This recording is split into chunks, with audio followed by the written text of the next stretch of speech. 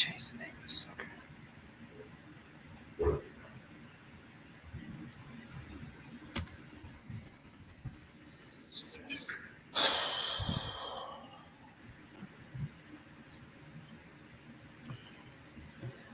right, so let me see if we can pull it up over here.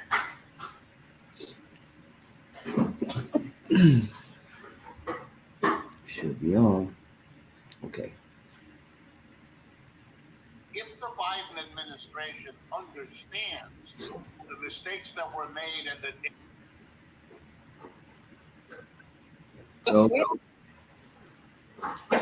There we go. We in there now. All right. Shalom, man. Salakia, man. I had quite a bit of technical difficulties. You already know how it goes when you really want to do something. So we had to switch computers and do a whole bunch of getting around things. So if y'all could bear with me just 1 second, today we're gonna have some fun. We're gonna have a very interactive algorithm today. So brothers that do want to call in, if you have points and stuff like that, that's gonna be available today. Let me send this out to all the chats real quick.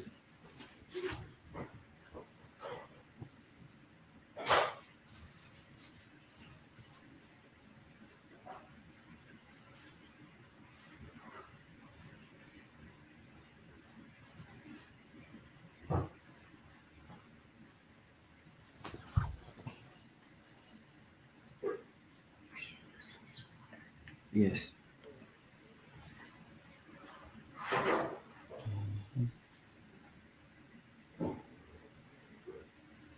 Y'all, Akiam can hear me clearly?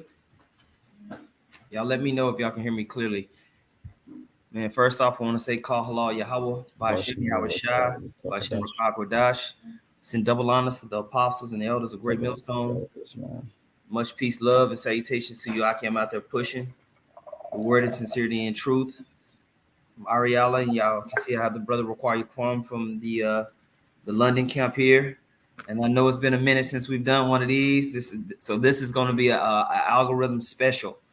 Because in today's algorithm, we're going to go over the whole gambit of the overall Ww3 algorithm and go in with the coinciding prophecies and everything that kind of comes along with it. So, this is definitely a note-taking live, not that any others are not, but for younger brothers that are just now kind of tuning in to these type of lessons and stuff like that, definitely want to get out a pen and paper. We're going to be breaking this into multiple segments.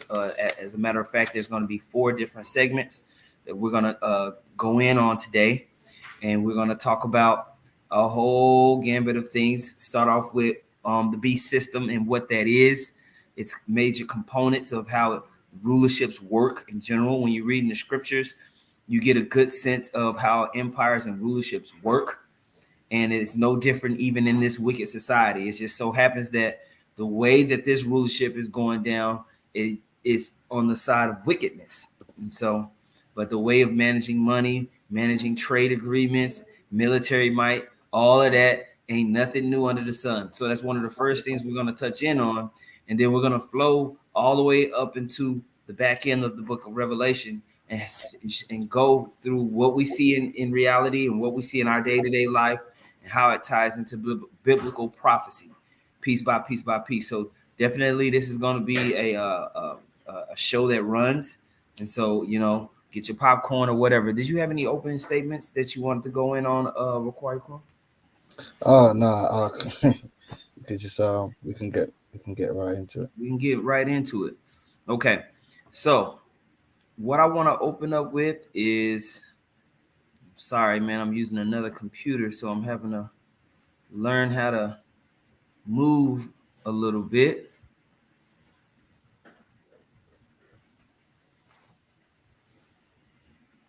Can you see my is my other screen pulling up?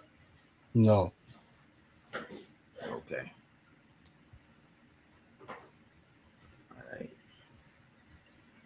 First thing that I want to do, if you can get, there's nothing new under the sun, Baba Kusha, Con.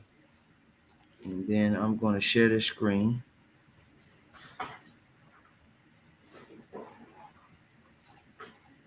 Right.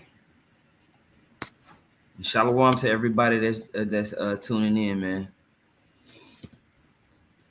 I see you. I see y'all posting comments. I will be checking the comment board frequently.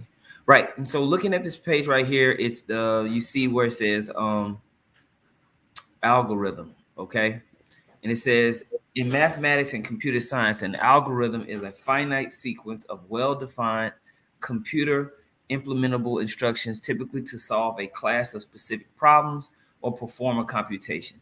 Algorithms are always ambiguous and are used as specifications for performing calculations, data processing, automated reasoning, and always ambiguous and are used as specifications for and other tasks. All right.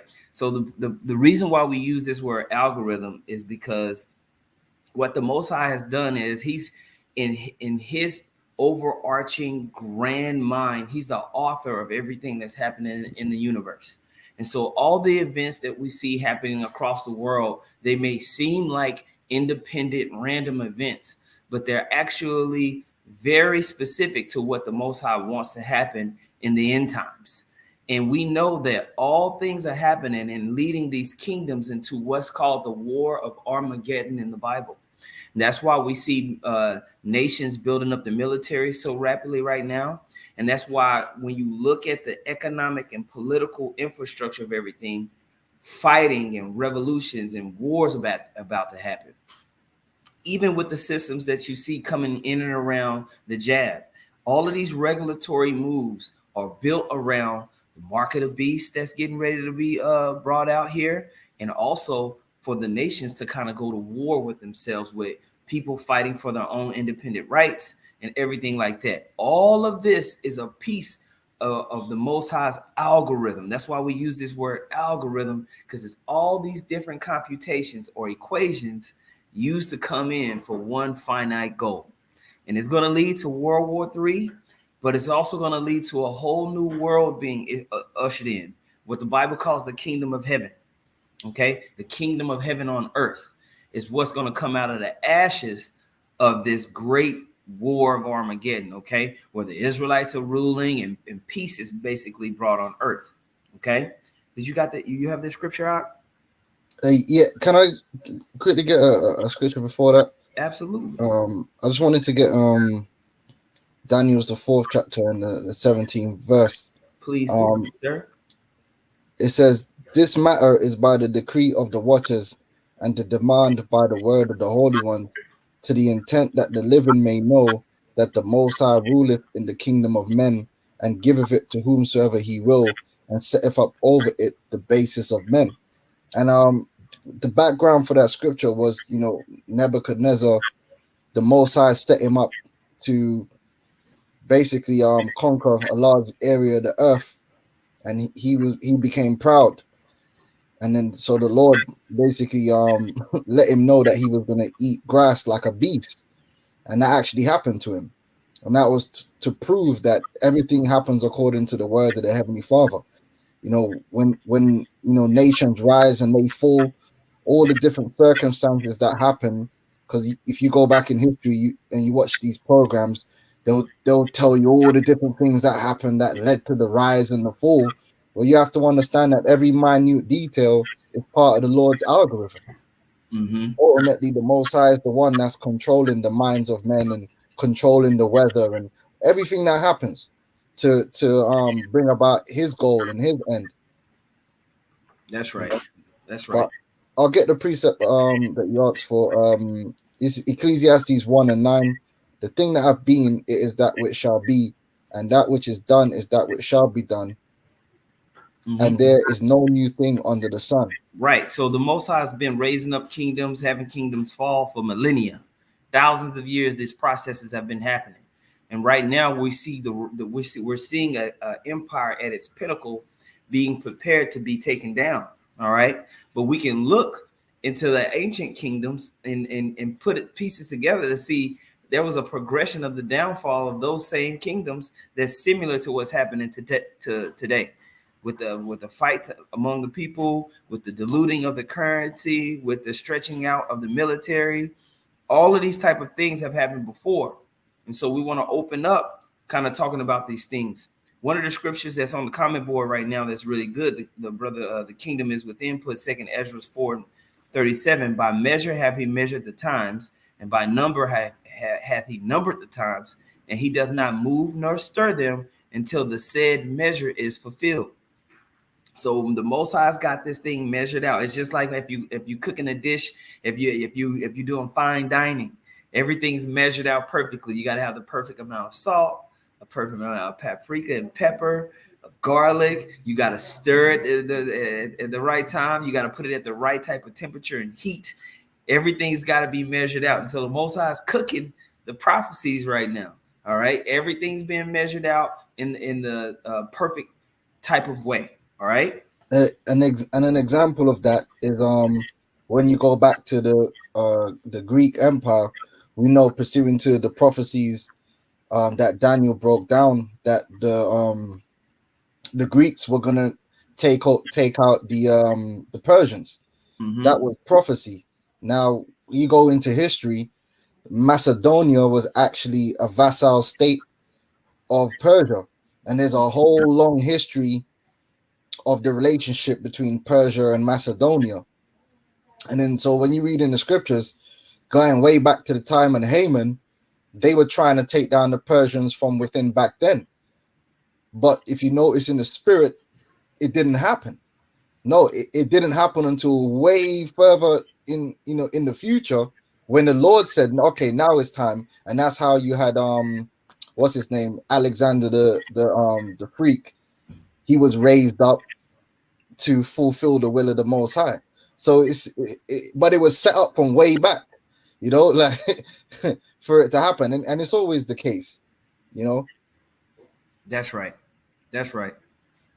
All right, man. And so what we want to open up with is the book of Revelation, the 13th chapter. Okay, I want to open up with the book of Revelation, the 13th chapter. Let's talk about this beast and what the beast is a little bit, and kind of get into how this is going to play out all the way into the war of Armageddon. Okay, piece by piece by piece. All right, and y'all know how YouTube is. We got it now. We're censored, so we have to be careful of our words on this thing. But we're gonna do the best we can. I believe Yahweh Shai is gonna have a favor over us. Okay, so let me share this screen. And if you ever have points, brother, you already know. Just jump on. I was gonna see if I could find the camp sign with the. Yeah, if you find it, pull it up, and then I'll share it on the screen. Okay. Yeah. Now, when you go here in the book of Revelation, the 13th chapter, we can start at the top. It says, "And I stood upon the sand of the sea and saw a beast rise up out of the sea, having 7 heads and 10 horns, and upon his horns 10 crowns, and upon his heads the name of blasphemy. And the beast which I saw was like unto a leopard, and his feet were as the feet of a bear, and his mouth as the mouth of a lion. And the dragon gave him his power and his seat and great authority." All right. And it says, "And I saw one of his heads as it were wounded to death, and his deadly wound was healed, and all the world wondered after the beast." All right. So there's this great beast that rises out of the sea. Basically, this beast, when you continue to read in the book of Revelation, is a grouping of kingdoms. All right. And these kingdoms were the reason why it was named the beast, and you got all this allegorical talk, is because John the Revelator, just like we are today, was being censored. All right. John the Revelator had to speak in code because he was behind enemy lines in the Roman Empire. All right. So these heads were different kingdoms that was positioned during the time of the Roman Empire. And so you had different leaderships that was going on. Now, this spread all the way up until the time of colonialism. All right. And so I don't know if you found that picture or not. Yeah, I've got it. If you share my screen, it should come up automatically. Absolutely, I can. Is that working? What's No, going it's black. The screen is still black. on? Well, Okay, there it is. oh, I have to have it open. Okay. Okay, right. Right, and so most of the if you Google this, you can find this pretty easily. And I'm assuming you can find this pretty easily. This is giving you an idea of this beast, right? It says the beast with 7 heads and 10 horns, and if you can just read there, you can see. Make that big right there. Boom. All right, you see where it says the Greeks with the British, Germania, Major, Minor, the French, the Romans, um, and then I don't know if you look towards the side, it even the brothers even put on there those 10 horns, right? All these different financial markets that worked within the Roman Empire that in the time of the colonial period. Okay. Now, as you keep reading, it says that the deadly wound was healed because you had the fall of the Roman Empire. You had the fall of that system, but then it ended up coming back during the time of the Renaissance period. Okay, so that's where you get the rise of Spain, France, Great Britain, all of that type of stuff. Okay, leading into what we have today with the UN, NATO, all that whole power structure is the beast system. So when we say the beast, we're talking about all of these kingdoms together. Okay, we're talking about all of these kingdoms together. Now, when you look at that picture, there's this lady riding on this beast, right? The whore that rideth upon the beast that you read about in the book of Revelation, the 17th chapter. That's America. That's America. Mystery Babylon the Great. All right. And so from America, you have it leading and guiding these beasts who had power with her. So when we talk about the beast, we're talking about this whole system of things. Okay. And from the time of ancient Rome until today, there's stark and blatant similarities that make these scriptures jump off the page. Okay.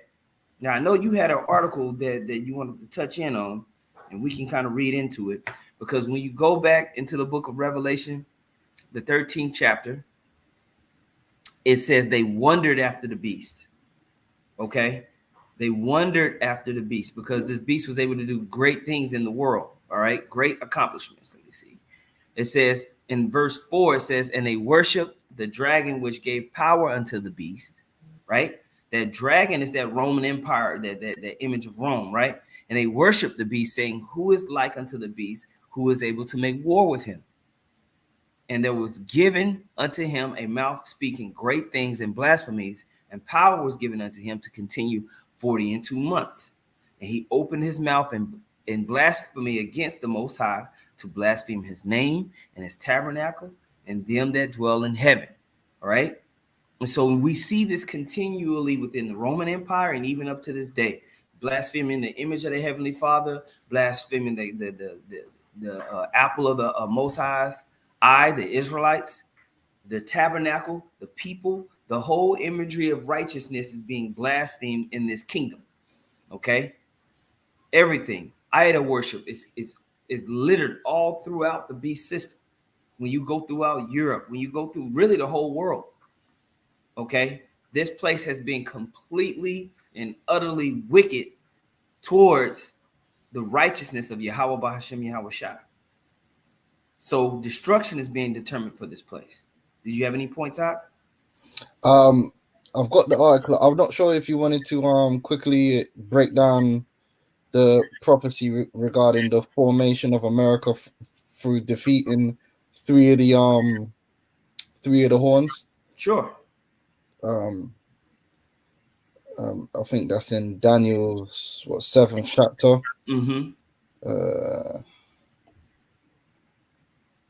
And I think that also goes. Yeah. So yeah, what we mean by that, Arkim, is it actually prophesies the rise of America, which is Rome all over again. So when you go into Daniel's 7:20, it says, and of the 10 horns that were in his head, and of the other which came up. So the other which came up is talking about America. and before whom three fell. Because in order for America to become like a so-called independent corporation, they had to defeat three nations that had colonized America. So you had the English colonists, the French colonists, and you had the Spanish colonists. And that's why even now to this day, the eastern states have a lot of English names, and then you got some of the southern states, they got the French, like Louisiana, I believe. Yep. They got that French heritage, what Creole. Some people even still speak those languages. And then obviously once you head out towards the west, Los Angeles ain't English, man. You know, it's all Los Spanish. Angeles. Yeah, it's all Spanish. So America had to in order to be formed, it had to gain its independence from those powers at the time.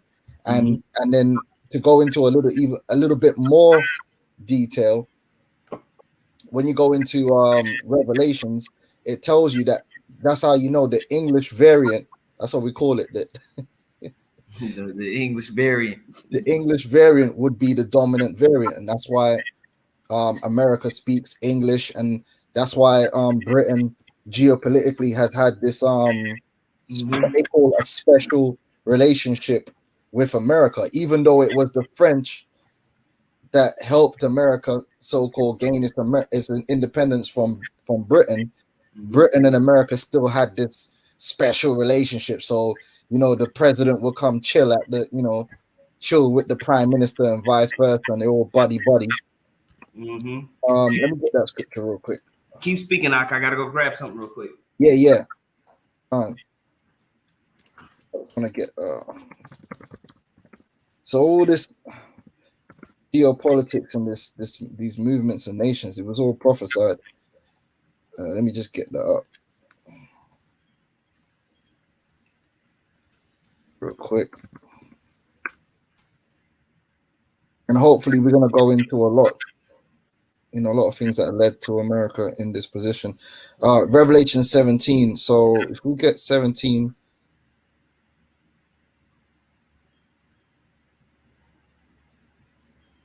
Right, so Revelation 17:9 says, and here is the mind which have wisdom. The 7 heads are 7 mountains on which the woman sitteth. So if you go back to the image that we had put up before, you had the dragon with the 7 heads. That represents like 7 major nations that came before America, 7 major powers, right? Rome being one of them. Right, and it says there are 7 kings, 5 are fallen, and 1 is. So the one that was at the time of John the Revelator was Rome. Rome was the leader at the time, and the other is not come yet. And when he cometh, he must continue a short space. Now that represents the when the Edomite variant in Britain gained supremacy, and they had something called the British Empire. All right, and the British Empire was very powerful. At one time, it said that the sun never set on the British Empire. Okay. But because of prophecy, they had to go down and make space for America, which would be the Rome all over again. All right. So it says, and the beast that was and is not, even he is the 8th. So that represents America or Babylon the Great, or the whore that rideth on the beast. It says, and is of the 7 and goeth into perdition. All right, because America came out of those nations, specifically Britain. But it says what? It's going to go into perdition, meaning destruction. All right, because that's that end of America ultimately is going to be destruction, man. Great destruction, the greatest. And the 10 horns which thou sawest are 10 kings, which have received no kingdom as yet, but receive power as kings 1 hour with the beast. And that pretty much goes into how, with America leading the charge as the superpower, these NATO nations basically have been given power in the earth to go around and do whatever they want, because they got America by their side. That's what NATO is. It's a gang, and they got America as the big muscle, and they go wherever they want and do whatever they want to do with things that they couldn't do by themselves. Like the reason that Russia has to respect a lot of these European countries, it's not because individually they could take Russia on, it's because they have that NATO pact and America is joined in with that. So if you mess with one NATO country, you mess with all of them. So it gives them like a combined power. Whereas if they were separate, they couldn't do half the things that they'd be doing in the world. That's right. So that's why it says they receive power as kings 1 hour with the beast. So together as a unit, they can go around the world and bully all the nations, and then they start economically, they join together, which we're going to go into later, and they bully up the nations and they divide the spoils amongst themselves. So French companies and German companies and British companies and mainly American companies can benefit from the empire. Yep, and really, all those European companies, because when you look at North, Central, and South America, the countries that really run the infrastructure of things are typically like the brother saying British, Spanish, French, Italian, Portuguese, European-based nations that are within that NATO conglomerate are running the lumber industries, the coal industries, the natural gas industries, the oil industries, the all the mines, the copper mines, the gold mines, all of these type of things are run by U.S. and European-based people, Edomites in all those areas. Okay. 100%. And then it says, these have one mind and shall give their power and strength unto the beast. So they be moving pretty much lock and step with America being that spearhead. But we see that through prophecy, there's starting to be dissension amongst the ranks, But we're gonna get further into that, as we go along. I just wanted to bring those prophecies out just to pinpoint America and its formation of Rome. Did you want to move on to the article? Yeah, Yeah, because okay. one of the things that was stated in Revelation, the 13th chapter, it said when you go to verse verse 12 in Revelation 13 and 12, if you brothers are reading along, it says, and he exercises all the power of the first beast before him, and causes the earth and them which dwell therein to worship the first beast, whose deadly wound was healed. Right.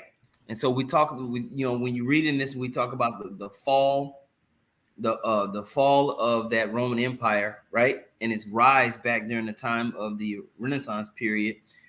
When you look into America and NATO and the EU and this whole beast system, it's all an extension of the ancient Roman Empire. It's just a continuation. And so this brother guy has an article that kind of talks about that a little bit, and we can touch in on it a little bit more. So if you want to read that out. Right. So it says number one, there's staggering increase in the cost of elections with dubious campaign funding sources. It says our 2012 election reportedly cost $3 billion. All of it was raised from private sources, often creating the appearance or the reality that our leaders are beholden to special interest groups. During the late Roman Republic, elections became staggeringly expensive and with equally deplorable results. Caesar reportedly borrowed so heavily for one political campaign, he feared he would be ruined if not elected. Yeah. And so when you read Revelation 13, 11 chapter, the 13th chapter and 11 verse, it says, and I beheld another beast coming out of the earth, and he had two horns like a lamb, and he spake as a dragon. That's going back into that same ancient Roman energy, where we have these so-called political, we have these political interests that really are controlled and ran by small special interest groups, what they call an oligarchy.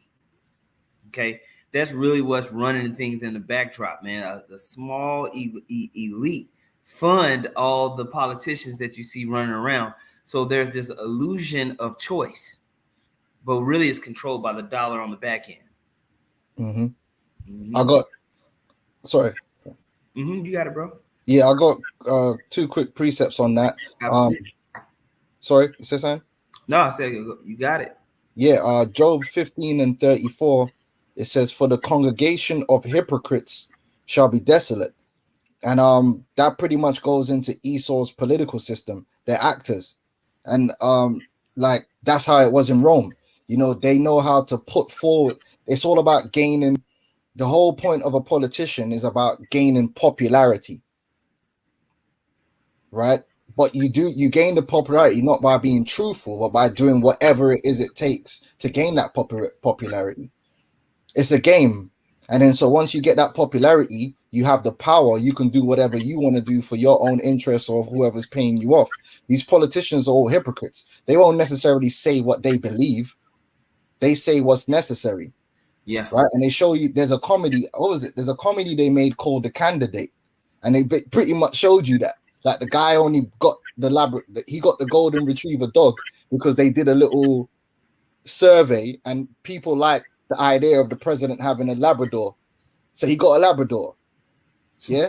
That's the very definition of being a hypocrite. You're an actor. They're not real. Their speeches are written. They have people that they pay to write their speeches.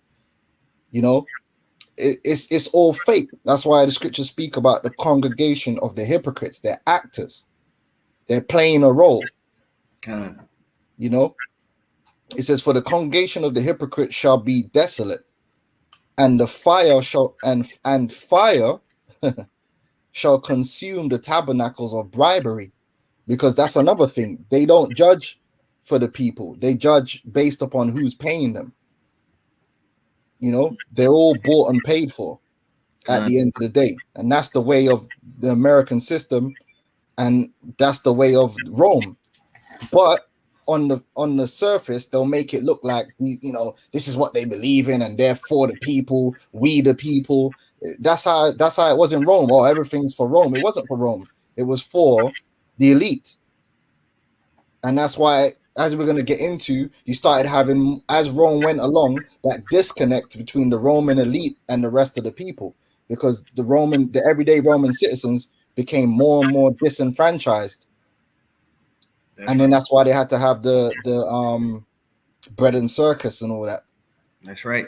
It's all connected. Yeah, same thing today. And the bread and circuses is what they use to basically make huge announcements. It was a propaganda move. Same as today. We got this the National Football League, the NFL for America's getting ready to come up. But even when you look into soccer and all these world kind of sports, it's very politicized. They push agendas during those games, and people follow right along. And we already know what's going to be the major agenda leading into this next season. All right, the agenda for you to take that Vanessa. That's going to be the major thing that they're going to want to push, and they're going to politicize it big time. Okay, but they did the same thing during the time of ancient Rome.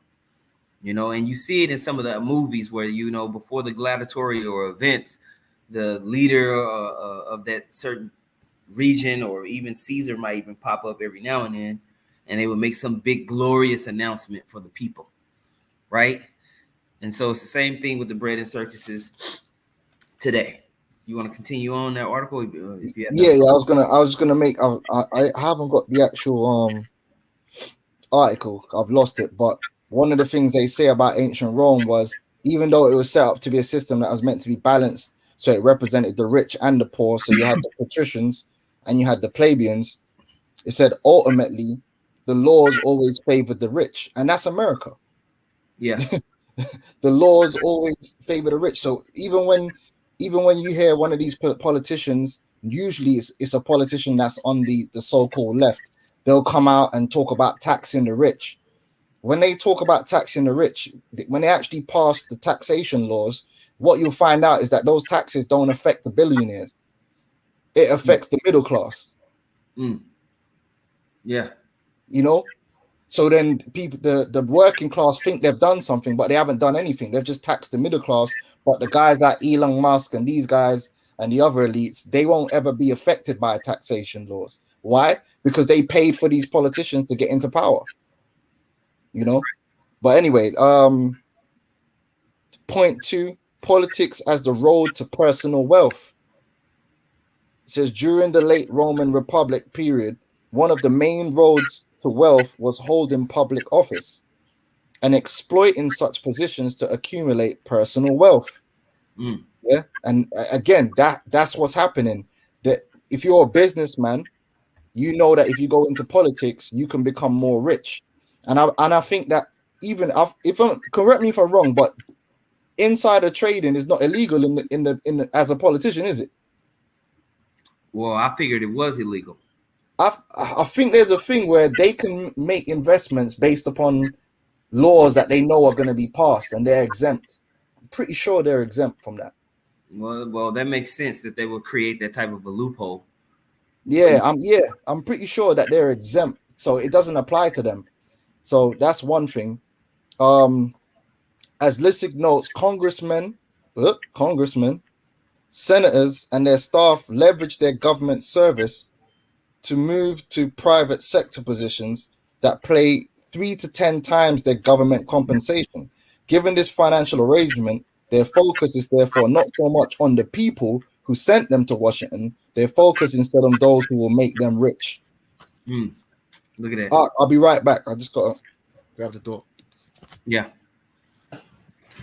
And so we see all of these things happening over and over and over and over again. Even now, when we during this pandemic, I've noticed that even some of the politicians within Texas have enriched themselves with certain policies that were passed by being able to go ahead and invest in mask companies, glove companies, and take advantage of some of the things that they know is coming down the pipeline. So whenever we see these politicians basically get into some type of or want to get into a political office, they're using things to manipulate, control, and basically get themselves, enrich themselves to the top, man. And they'll take advantage of anybody. They'll take advantage of anybody, man. All right. And I see the brother put Rand Paul got called out for insider trading, but no charges. They never get charged, man. These guys run around the world killing people, creating, making mercenary armies to take certain people out so they can put whoever they want in the corporation. All of that stuff is real. All that stuff, all that movie type of stuff that you see, Jason Bourne, that stuff ain't fake. That stuff is real. Right. You know? Right. Slakia. Mm-hmm. Go on. I was just talking about how I was just kind of, going in more on how the corruption basically is from the political side and the economic side. And you see the merger of that. And that's where you get a lot of these decrees. And that's why I was going to pull out Isaiah. I was going to pull out Isaiah real quick because it ties in with what they push. Isaiah 10:1 says, "Woe unto them that decree unrighteous decrees and that write grievousness which they have prescribed, to turn aside the needy from judgment and to take away the right from the poor of my people, that widows may be their prey and that they may rob the fatherless." And that's what they do, man.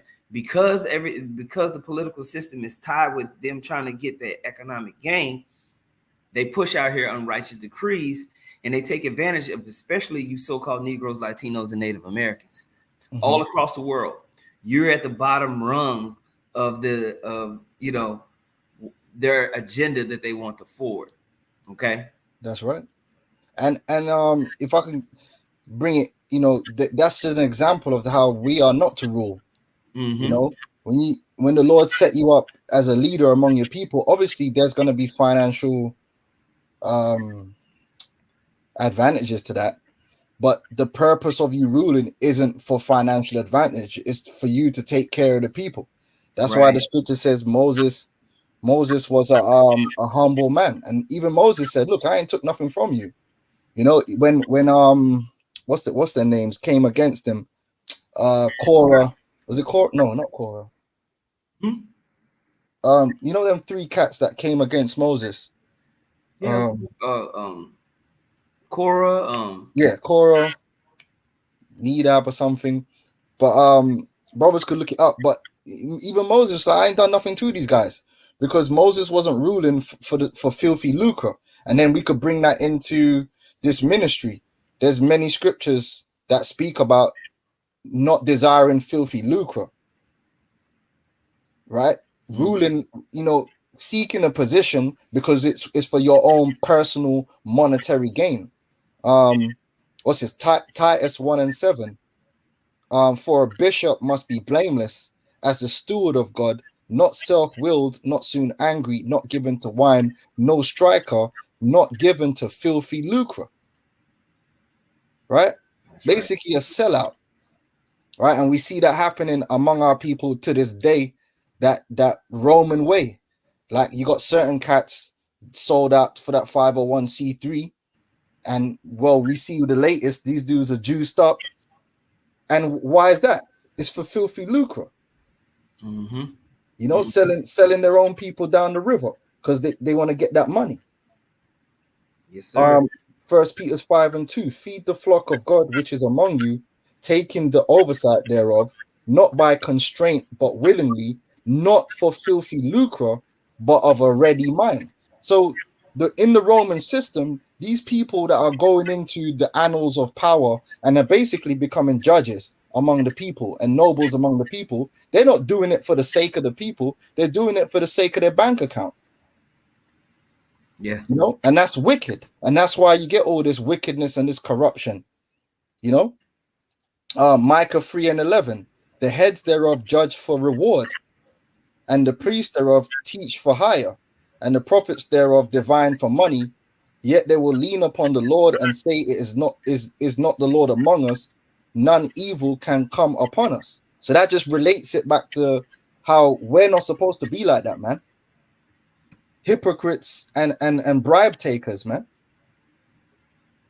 being actors. And that's why with the situation with America, because we're so focused in on America and being Rome, the same things happened in ancient Rome. The elites, everything they did was for their own benefit, and slowly that just destroyed the average American Roman citizen till there was nothing left, and it had to collapse. And the same thing's happening in America. Yes, America is the most richest country in the world, but if you look at the way the system is, it's enriching a 1%, and everyone else is getting grinded down more and more. Like the middle class is getting destroyed, the working class are unemployed because they sign deals. All these big companies like Apple, all these companies, they did a deal with Mao Zedong. I forgot what the name of the president was. Was that Reagan?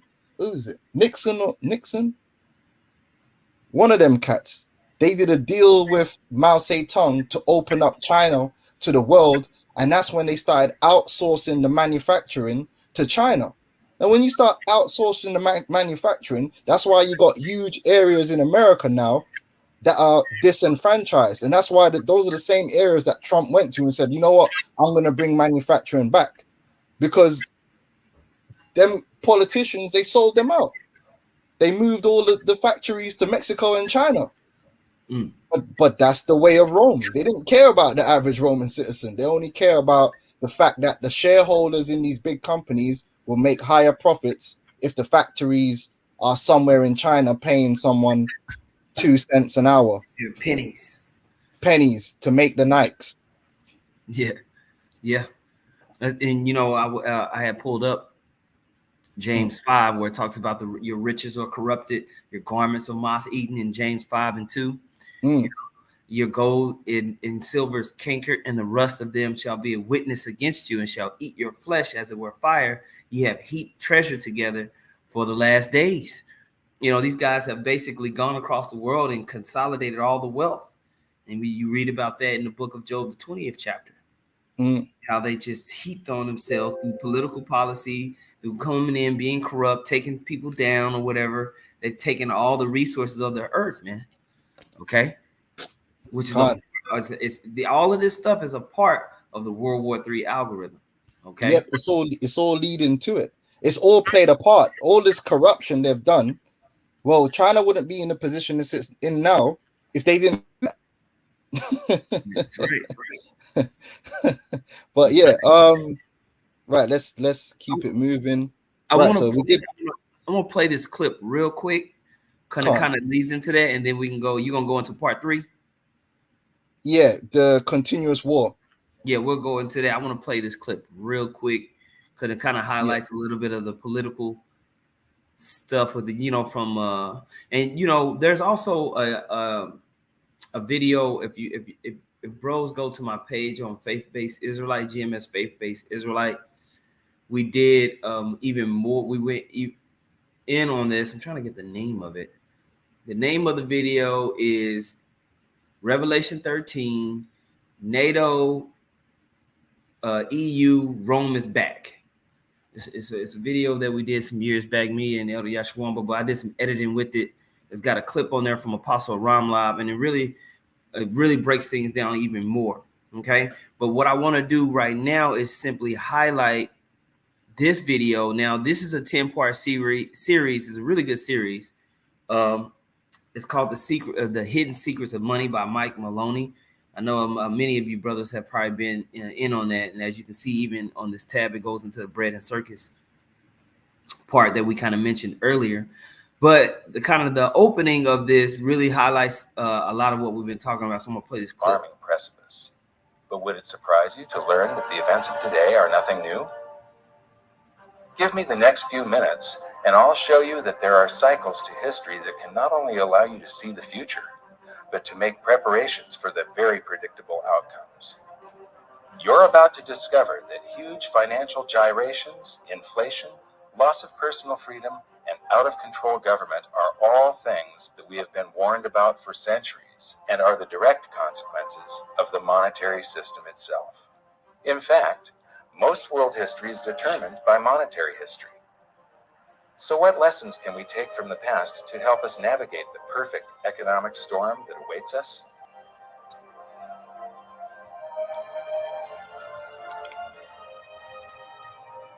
Debasing a nation's currency supply to pay for public works and war is a pattern that just repeats and repeats throughout history, and it's a pattern that always ends badly. In this double episode, we're going to create a timeline to show the similarities between ancient Rome and the United States today.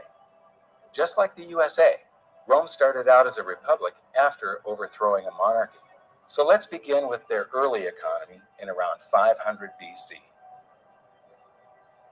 In the early days of the Roman Republic, for the first 178 years, there's no evidence of big inflation. They were using gold and silver coinage mostly as their currency. Small denominations were made out of copper and bronze. Then Hannibal of Carthage starts to harass Rome in something called the Second Punic War. And to pay for this war, they did deficit spending by taking the coins that they took in taxes, melting them down, and adding cheap and abundant base metals, such as copper, so that they could mint more coins. This caused a big inflation. And the inflation was one of the factors that brought the Roman Republic down to a dictatorship, the Roman Empire. Most of Rome's gold and silver was stored in vaults under the floor of their treasury, which was also known as the Temple of Saturn. If you visit Rome, go to the Forum in the center of the city, where you can still find the ruins of the temple today. And here's something I found really interesting. The U.S. Treasury in Washington, D.C. has almost exactly the same design. So now let's start filling in our timeline of events to keep track of the major similarities between Rome and the USA. We just learned that the early Roman Republic enjoyed a long period of practically no inflation because they used sound money, pure gold and silver. Interestingly, the United States started on the same path. From the late 1700s to the early 1900s, prices were very stable thanks to laws that mandated the use of gold and silver as money, and our people were not robbed by inflation. But in both instances, it was the ongoing debasement of the money for war spending and public works that led to economic chaos. Tell us the parallels between Rome and what's happening in the United States today.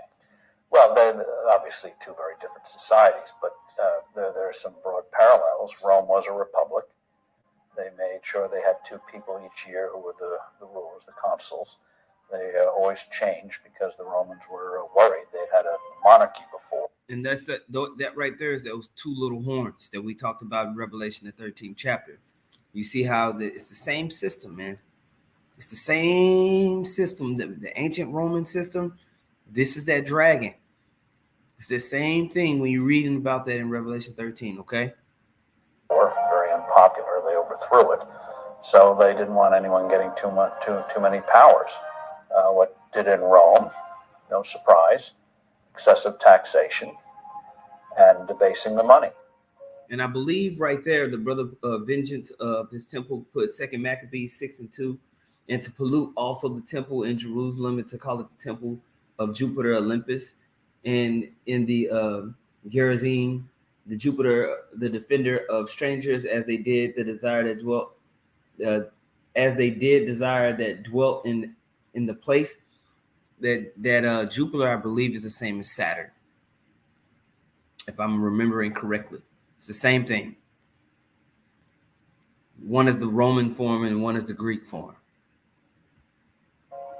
When you look at the coinage, it started out being an exact measure of copper for the sestertii and silver for the denarii, and by the time it was all over, worth absolutely nothing, with perhaps a wash of silver to make it look like the original thing, which is exactly what we're doing now.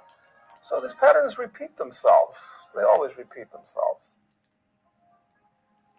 The Romans were the first culture to understand that a currency maintains its value because of its rarity.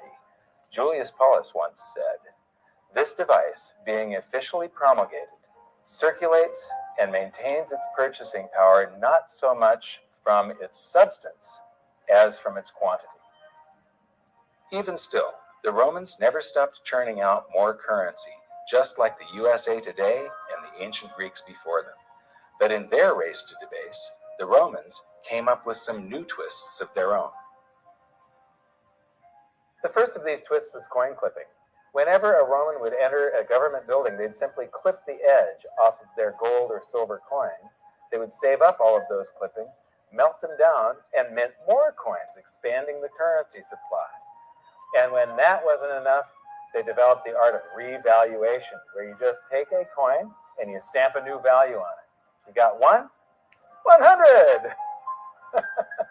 That simple.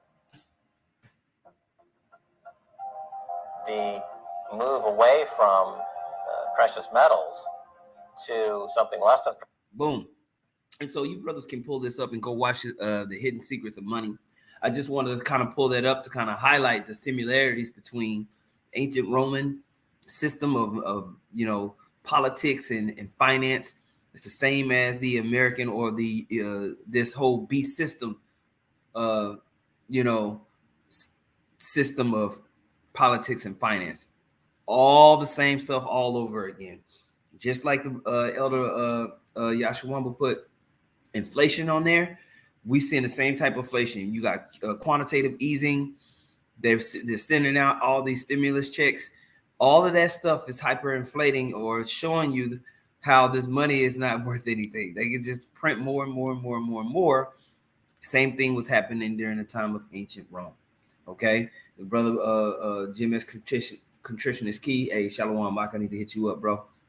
He put James 5, and it keeps rolling just like that. Okay, so we're gonna continue on within the next segment.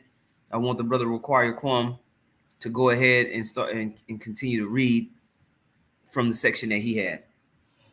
Right. So it says, continuous war, a nation state of security arises, distracting attention from domestic challenges with foreign wars. Similar to the late Roman Republic, the US for the past 100 years has either been fighting a war, recovering from a war, or preparing for a new war. World War I, 1917 to 1918, World War II, 1941 to 1945, the Cold War, 1947 to 1991, the Korean War, 1950 to 1953, Vietnam, Gulf War, Afghanistan, which you see what's happening in the last couple of days with that, and Iraq, and this list is far from complete. That red horse, man, bro, just all over the place, bro. Completely all over the place with war, and it's never stopped. Okay, it has never stopped. when we go into the book of Psalms 140, it says, to the chief musician, a son of David, deliver me, O Lord, from the evil man, preserve me from the violent man, which imagine mischiefs in their heart. Continually are they gathered together for war.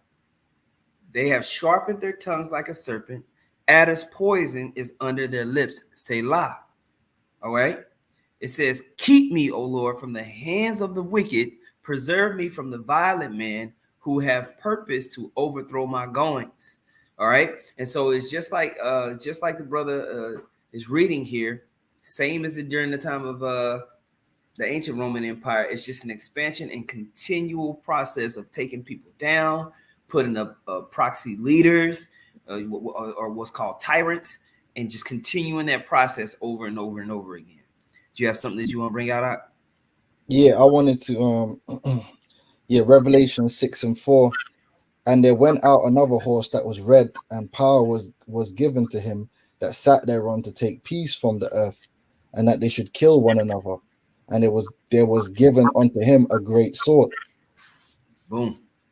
Boom. Just all over the place. Now, I had this one video. I don't know if you had a video clip to kind of go along with that.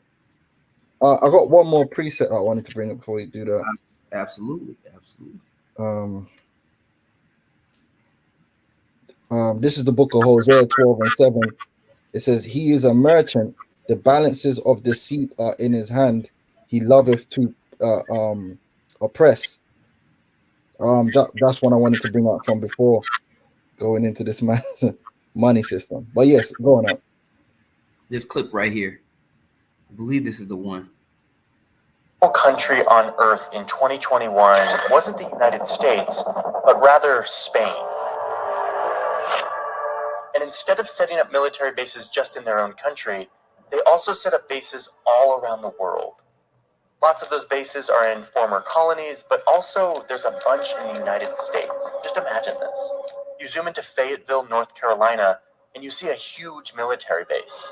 But it's not a U.S. military base. It's a Spanish base on American soil, with lots of homes for the Spanish soldiers and their families, powerful weapon systems, aircraft, all run by the Spanish military.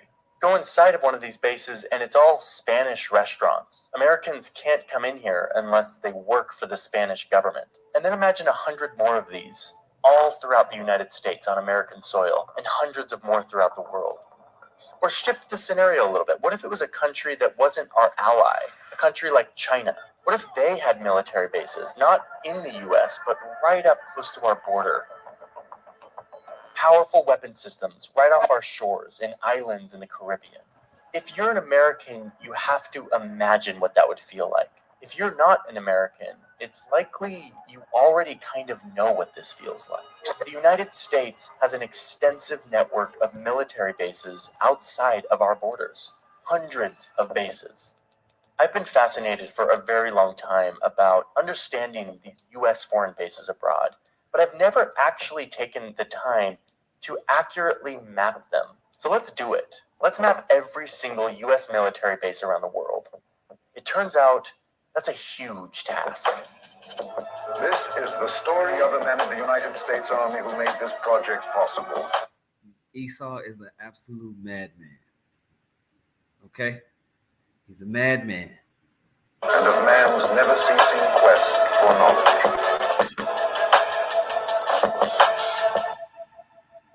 This is a full armored division. To give you an idea of size, each of those small dark squares includes more than 1,000 men. The United States military is bigger than any of us can really fathom. It's so big that even the US military doesn't know how big the US military is. Back in 2018, 1,200 independent accountants and analysts came in to try to audit the US Department of Defense. Basically try to get like a paper trail of how big this thing is, how much money it spends, etc. And the Department of Defense didn't pass the audit. Like they literally did not have the documents or the knowledge to really piece together a full scope of what this organization is, how big it is, how much money it spends. So we don't know. Nobody knows how big the Pentagon is. And you know what? All we do know is that If I could say this, man, this proves that this man is Esau and he's a devil, because this man's supposed to be a Christian. This is the same people that come up to the camp, get in our faces and tell us about love and forgive thy neighbor, and we're going to hell. They're doing up all of this love talk, and they got the most grisliest military. They're spending more than all the other nations combined on killing people. It's not defense. Comes a point when it's not defense anymore. Do you know what I'm saying? Like, that's not defense. Like, defense is you build walls and you put cannons, and do you know what I mean? That's defense. Defense is not aircraft carriers and military bases in parts of the world where most of your population can't even spell. You know what I mean? Like, hypocrisy, man. He's a madman. He's a madman. Yeah, because like the brother said, Debo. He's a Debo on the earth, baby. He's just walking around talking about what bike. I've got can I share this picture? Absolutely. Actually, if I give it to you, it's better if you share it. Hold on, I'm gonna pop the link in the private chat. Okay. 1 second. This is, and it's funny because most Americans don't understand that America is an empire. Mm-hmm. It's actually quite funny. Yeah. GMS Shine the what does it say? Shine the gospel, put Habakkuk 2:5. Yea, also because he transgresseth by wine, he is a proud man, neither keepeth at home, who enlargeth his desire as hell, and is as death, and cannot be satisfied, but gathereth unto him all nations, and heapeth unto him but gathereth unto him all nations, and heapeth unto him all people. Mm-hmm. Okay, same thing, man. Same thing. Mm-hmm. We go to the private chat. Let me pull this up. Let me see. Gotta get used to using my wife's. Let's see. And while you're bringing out, I want to just read this scripture here, Revelation 17:15. And he saith unto me, the waters which thou sawest where the horse sitteth are peoples and multitudes and nations and tongues. And this, what you're about to see, kind of represents that. The man is sitting on all people. He's actually divided the world up into command zones. So you'll see there, you got AFCOM, you got Southcom, Northcom, PACCOM. The man has actually divided the world up, and his military has a presence in each one of these regions, and there's an actual general which is over these regions. I believe the guy that's over AFCOM, the last one I saw was a Jake. That's what you call a tyrant, man. You put up these proxy leaders, man. Everywhere you go. They got it from the system of the Greeks. You know? Pull it up on Wikipedia real quick. There it is. Right. Tyrant. In the modern English usage of the word is an absolute ruler. He is unrestrained by law, blah, blah, blah, blah, blah. It says, let's see. Which fits America because they don't follow international law. There it is. It says the original Greek term meant an absolute sovereign who came to power without constitutional right, yet the word has a neutral connotation during the archaic and early classical periods. Let's see. Skip down. Illegitimate ruler. All right, the word tyranny is used with many meanings, not only by the Greeks, but without tradition of the Greek books. We'll have to go and find it where they started to put these leaders up. What happens is the Greeks started taking people down and started putting up these proxy leaders in these different places, and they call them tyrants. Okay. And so that's how they used to do it, bro. That's how they used to do it. Let's see. Well, man, without having to go too deep, man, I don't want to do all that because it's going to lead to a whole, you know how that can go, bro. Yeah. But that pretty much shows what it is, what we're talking about, man. You know, Esau, Edom. And another thing that since we're talking about these wars, they like to sell the whole idea that World War II they were a victim, and the Japanese just attacked them for no reason. And at that time, America had been basically building their empire over in the East along with Britain. And Japan, when you go back and you read the history, Japan were fighting against the Western powers because they believed that the East should be ruled by the people of the East. So to punish Japan, America put an oil embargo on Japan. And because they put an oil embargo on Japan, Japan attacked Pearl Harbor. And then America played the victim because they knew it was going to happen. They let it happen so that they could play the victim, so they could destroy Japan and get that seat of power over there. See, this man's the devil. You know, but he will play the victim. In all the movies, they'll only start the film at Pearl Harbor and they're all there drinking coladas and minding their own business. Yeah. They don't show you all the imperialism that they were doing over there. They play the music, the violin music, and then the Japanese come and they're bombing the place. They're the music, you know, out the mouth. Yeah, Esau get bombed.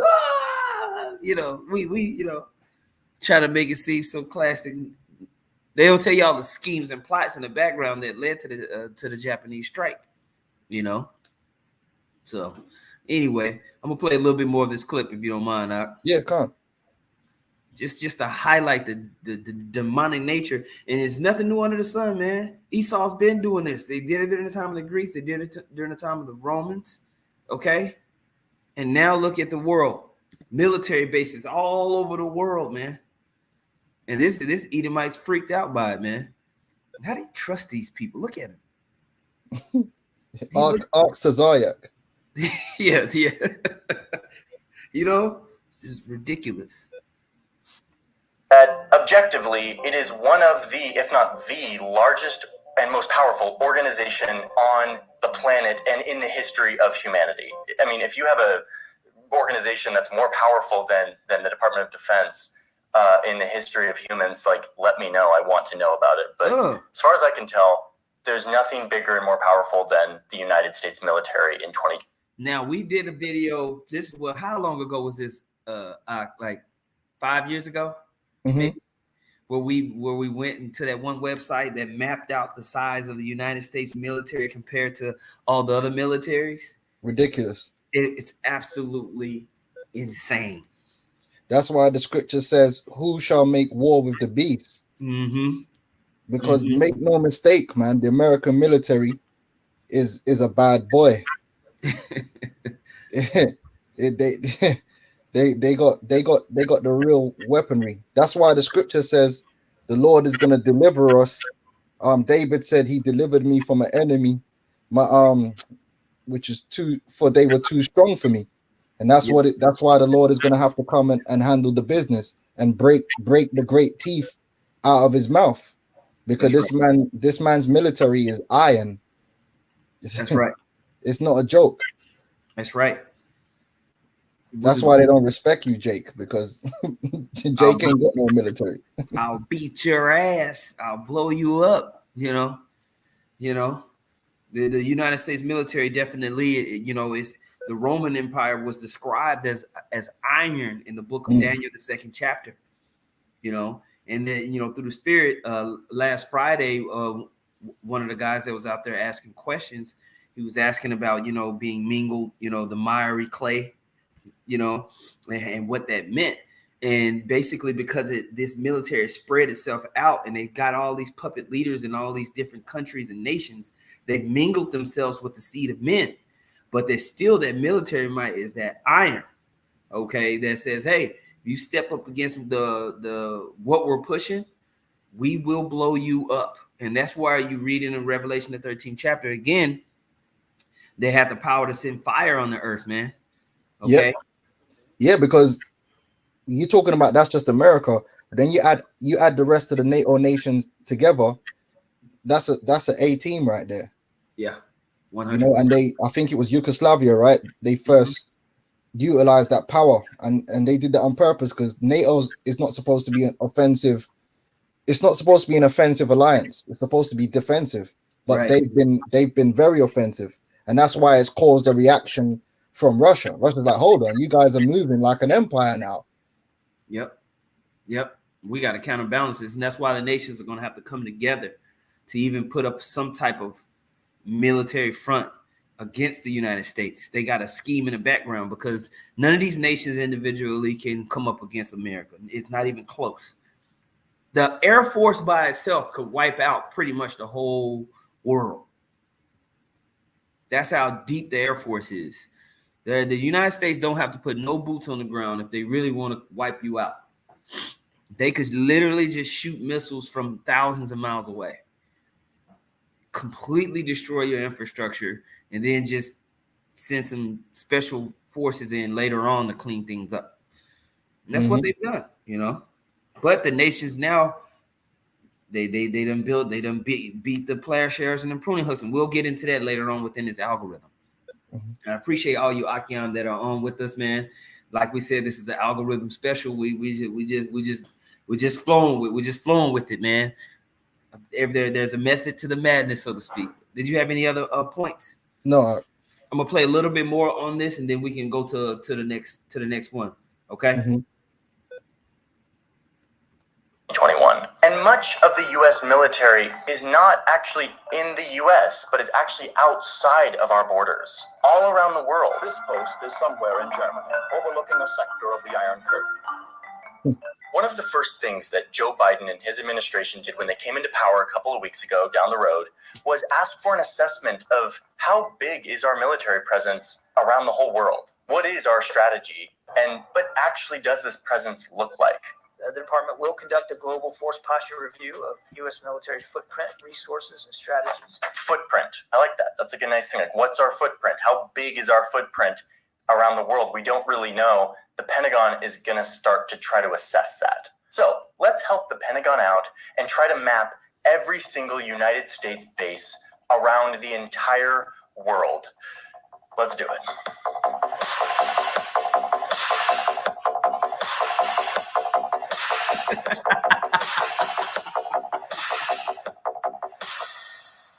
It wasn't too long ago when I used to think that having military bases in other countries was totally normal. Like, doesn't every country have like military bases in other countries? Yeah.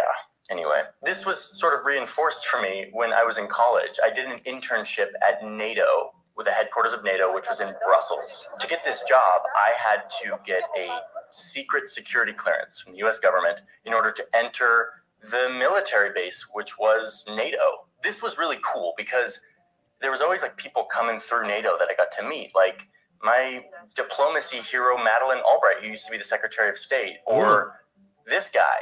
Great honor representing. Goodness gracious. I cannot stand commercials. For the last 37 years. Good old Joe. Hey, Joe. Had no idea you'd be president someday.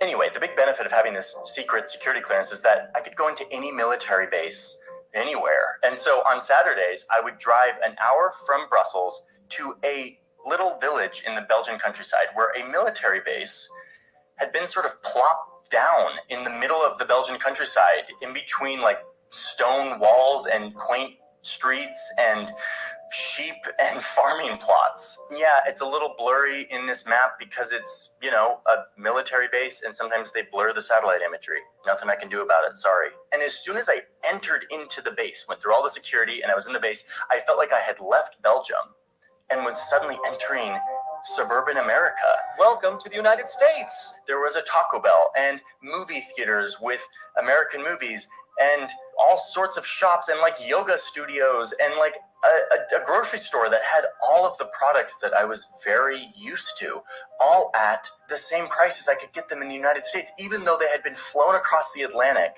and brought to this place, which is a very expensive thing to do. It was a dream for me as a poor college kid living in Brussels and feeling a little bit homesick, to be honest. I hadn't really figured out. Bro, that is crazy. Y'all thinking of it like that's power, man. You know what I'm saying? Just come up in your country, make a military base, make a basically a American model of what they want, and just bloop, just plot it there.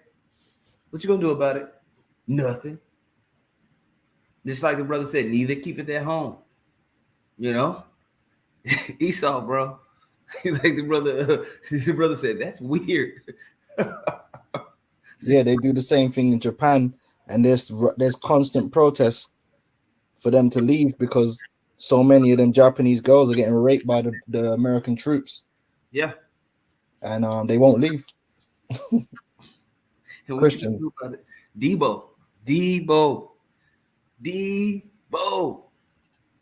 Culture shock at this point. So yeah, I kind of loved it. And I was, again, sort of like, doesn't everyone have military bases in other countries and they can sort of just go to their military base? And it was just, I was so naive. Alas, I've learned the truth.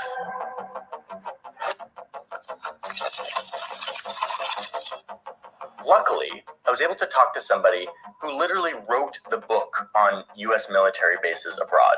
Most U.S. bases abroad look like not so small U.S. towns. Over the years, David has been researching and compiling a database of all the U.S. bases around the world.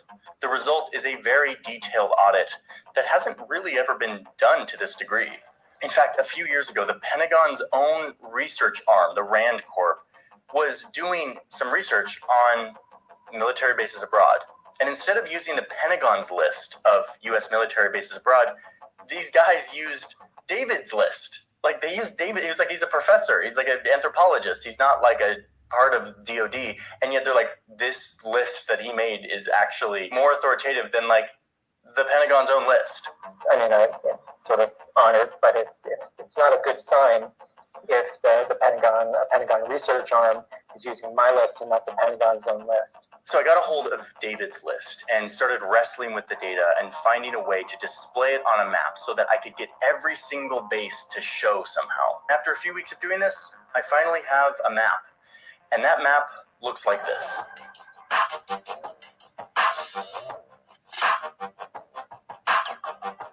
Every dot on this map is a U.S. military base or installation of some sort in a different country. Many of these dots are not placed exactly where the base is because many of these bases are clustered in areas. And if I tried to map them all in the exact spot where they really are, they would all just sort of stack on top of each other and you wouldn't really be able to see them. But these dots represent every single base outside of the United States, from huge complexes the size of Rhode Island to small airstrips, little facilities that only house American drones or radar or supplies. This is all of them, and at least all that we know of. And if you look at this map and you see a base that you know of that is not here, or one that is there that doesn't belong there, tell me about it. I want to know, because this is sort of hard information to ascertain. The Pentagon is not very transparent, and neither are host countries. Boom. So that gives you an idea of, like, man, the scope of how this man has gone into all these different nations and taken over everything, man. And how he needed to keep it at home. And how he's basically got all the nations drinking down the wine of the wrath of fornication. And he uses his military might to force the drink, to force everyone to drink it down. Okay? Con. Can I make a quick point, Art? Absolutely. Yeah, just going into the American military, it's also the #1 polluter on the planet Earth. Toxic waste and all of the above, which kind of makes sense now. Yeah. This is Revelations 11 and 18. And the nations were angry, and thy wrath has come, and the time of the dead that they should be judged, and that thou shouldest give reward unto thy servants, the prophets, and to the saints, and to them that fear thy name, small and great, and they should have destroyed them which destroy the earth. And part of the way they destroy the earth is they actually pollute the earth, man. They pollute. These military bases produce a lot of waste, and toxic waste and radioactive waste, and just destroying the planet, man. Man, going in. Con. Wow. It's crazy. Let me post this real quick. All right. And so you want to go to number 4? Right. So number 4, foreign powers lavish money attention on the republic's leaders. Foreign wars lead to growing influence by foreign powers and interests on the republic's political leaders. True for Rome and true for us. In the past century, foreign embassies, agents, and lobbyists have proliferated in our nation's capital. As one specific example, a foreign businessman donated 100 million to Bill Clinton's various activities. Clinton opened doors for him and sometimes acted in ways contrary to the stated American interests and foreign policy. Yes, that's wrong for you. And that goes back to what we talked about in the book of Daniel, the second chapter. Get it real quick. Daniel, the second chapter, and the 43rd verse. I believe 40, maybe it's 41, one of the two.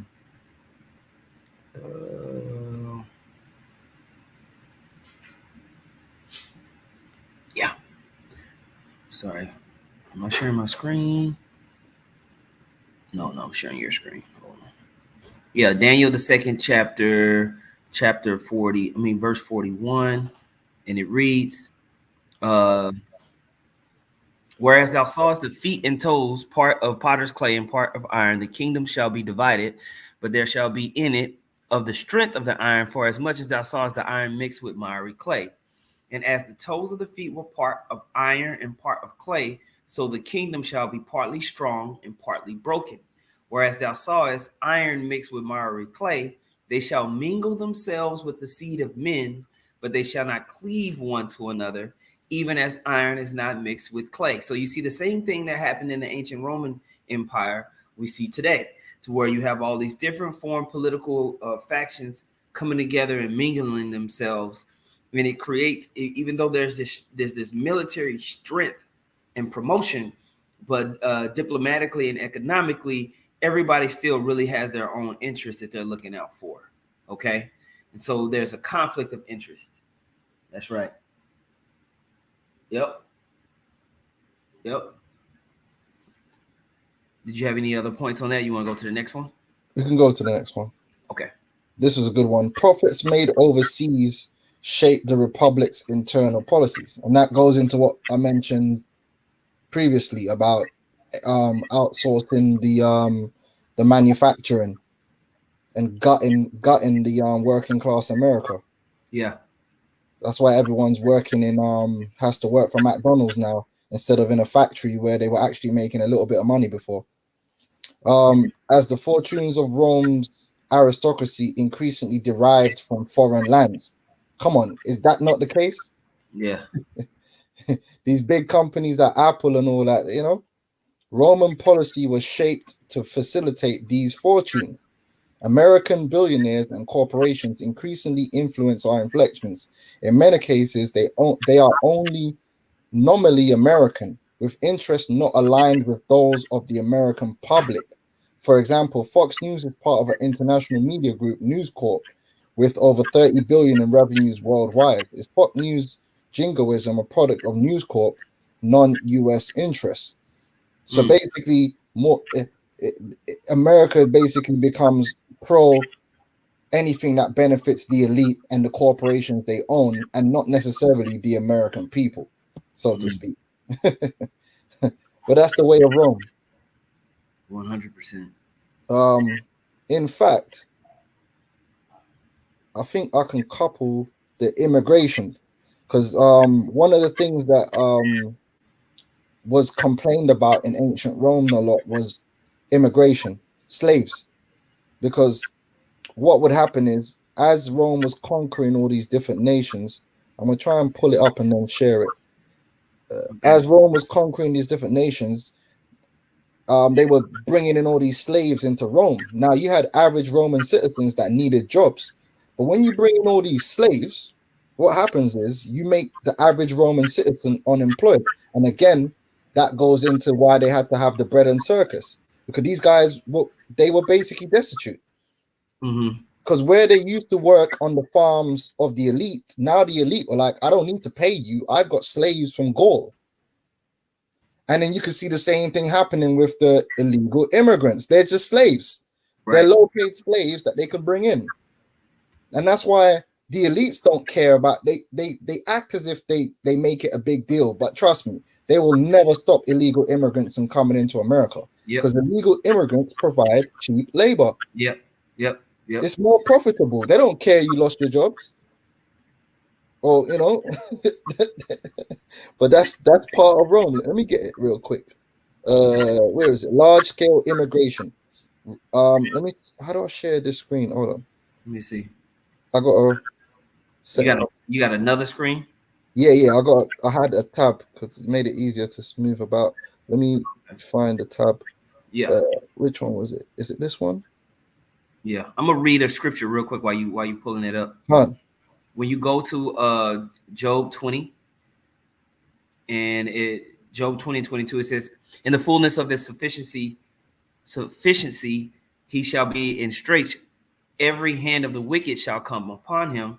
And when you look up that word wicked, the word is amal, and it means laborer, sufferer, wretched one, workman. Okay, so you're gonna have these people that have been commissioned to do the grunt work, so to speak, which mostly it's you Israelites. All right, like we always say, you're the one that keep modern society going. You're the one driving the trains, driving the buses. You're the one checking everybody in. You're the one in the back cooking. You're the one in the warehouses moving all the boxes, pretty much. You're the one picking all the oranges and the strawberries and all of that type of stuff. Pretty much, you so-called Negroes, Latinos, and Native Americans are the heavy laborers, you know, within the West, modern West, making everything go. Now, a lot of the nations have, and you're the one buying everything and living with the kind of rat race lifestyle that you live. So you go to work, you come home, and you consume. You go to work and consume. You go to work and consume. You need a vacation. Rich people don't need vacations. Broke motherfuckers need vacations. Rich people don't have something that they need to vacate. They don't have to vacate nowhere. They already chilling. You need to take the weekend and go to Cancun and drink your sorrow away and come back to work. Okay, so those broke people go on vacations. Okay, it's just the way it is. All right, so you're the ones that are basically the wicked keeping this place going. You got what you needed pulled up, Op? Yeah. I've got the. Give me a second. Do you want to send it to me or what? Oh no, I could just Cool. Vengeance of his temple 144 put Revelation 14 and 8, and there followed another angel saying, Babylon is fallen, that great city, because she made all nations drink of the wine of the wrath of her fornication. Exactly. Everybody's basically coming underneath the umbrella of this beast system, specifically Babylon the Great, which is America. Okay, which is what we're highlighting. Where the hell is? Oh, right, here we go. Right, so if we read this here, it says the mass influx of slaves during this time period first was a sign of great wealth and power, but later destabilized an already fragile Roman class system. Farms originally run by small business families throughout Italy were soon gobbled up and replaced by enormous slave-run plantations. Big agro. Yeah, all the small farmers are going out of business because they can't compete with big agro. By enormous slave-run plantations owned by the aristocratic elite, who just bought up all that farmland. Bill Gates. You see the same things happening all over again. Cheap slave labor, or your illegal immigrants, or your migrant workers, because a lot of the American food is picked by migrant workers that come over from Mexico. Cheap slave labor replaced work for the average citizen, and the roles of the unemployed masses grew to epidemic proportions. Yeah. So it's the same thing that's happening now. And it's just, that's why you got so many Americans complaining about immigration and immigrants and this, that. That was happening in ancient Rome because they were disenfranchised. That's You don't right. complain about immigration when you do. You ain't gonna see a rich person complaining about immigration. They don't give a damn. They live in nice areas anyway. They don't care. Middle They took class. our job. Yeah. Yeah. Yeah. Like they worried about that. Nah. Peasants. Right. Okay. Did you want me to? Yep, we can keep rocking. Okay. Which one was that again? Oh man, I keep losing the damn thing.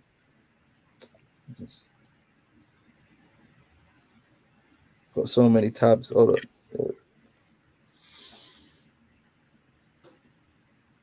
Oh man.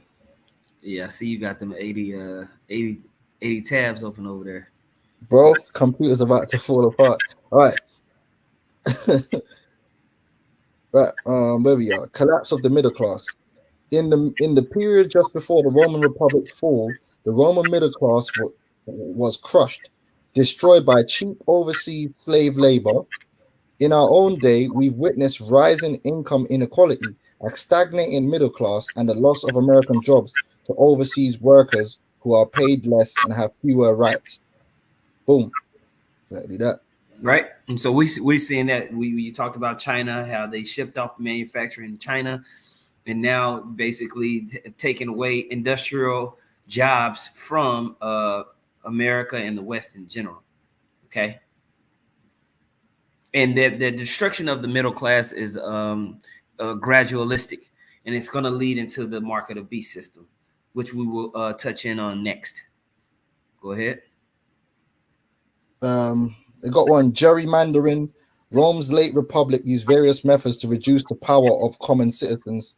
The GOP has so effectively gerrymandered congressional districts that even though House Republican candidates received only about 48% of the popular vote in the 2012 election, they ended up with the majority, 53% of the seats. Yeah, the system's all rigged to get in who they want to get, you know. Yeah. Loss of the spirit of compromise. The Roman Republic, like ours, relied on a system of checks and balances. Compromise is needed for this type of system to function. In the end, the Roman Republic lost the spirit of compromise, with politics increasingly polarized. Right? You see that? The left and the right can't agree on nothing. The supporters are actually fighting in the streets, shooting each other.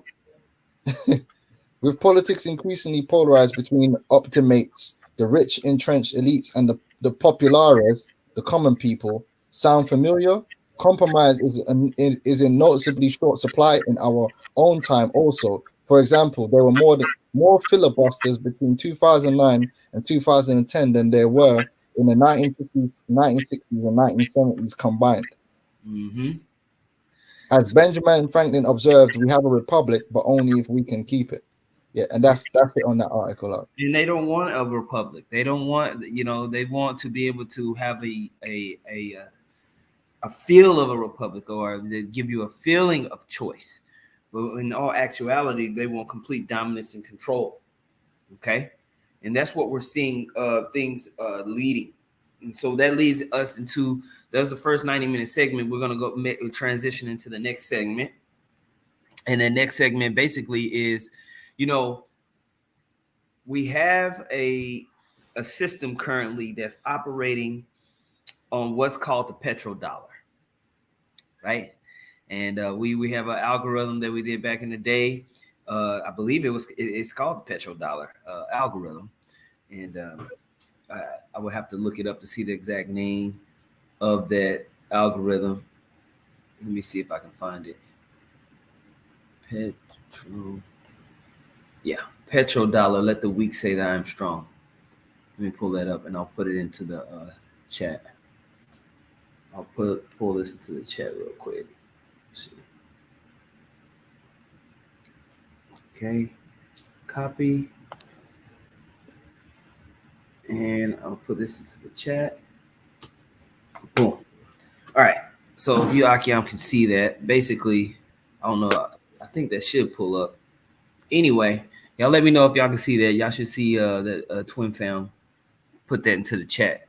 But anyway, the petrodollar system and how it's been utilized to control the economies around the world through the different way that money is moved. And we talk about the SWIFT banking system and everything like that. That whole system is being transitioned over into a digital system. That's what they want. They want a digital godhead. They want to be able to track, trace every single piece of money or currency that's moved.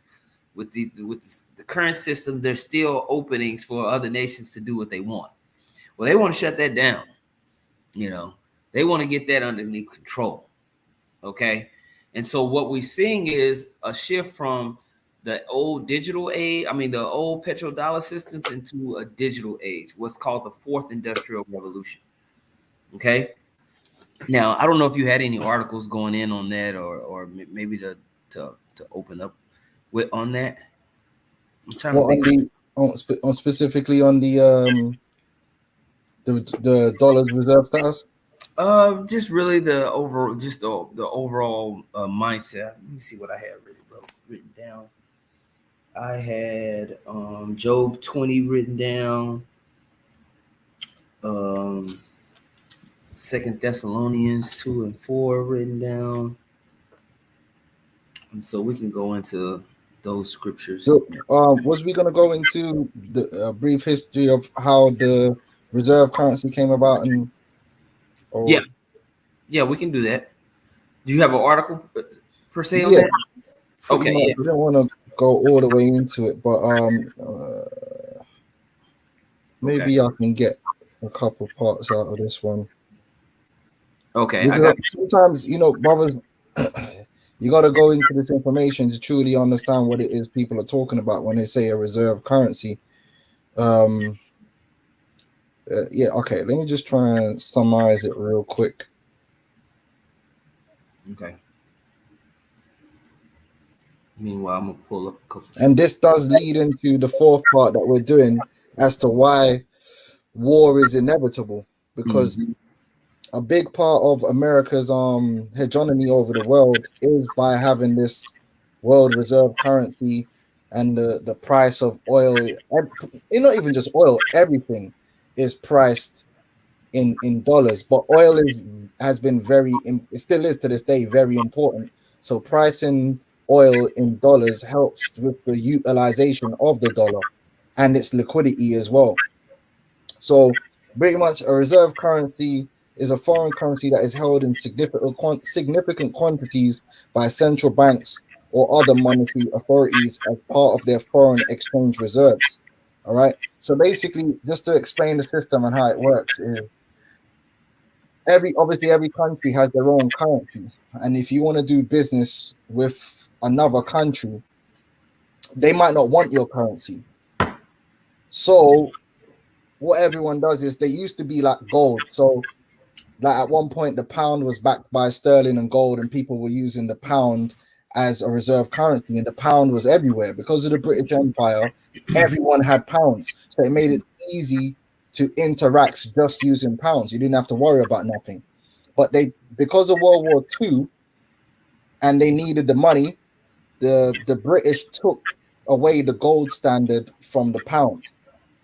And then so what happened was during World War II and World War I, really, America was a major producer in the world, like a major producer. They were producing a lot, and they were taking payment for their goods in gold. So America ended up with pretty much like a whole heap of gold, and all these other countries had less gold. So there was a decision made. What is the Bretton Woods? What's it called? The Bretton Woods? Yep, Bretton Woods. The Bretton Woods, where they made the decision that instead of using gold, we're going to use the dollar because the dollar is backed by gold. All right. So the dollar started being used throughout the world because you could take that dollar when you were ready and redeem it for gold. So the dollar was being used and it's being utilized all over the world. Then what happened was they decided to take the dollar off the gold standard.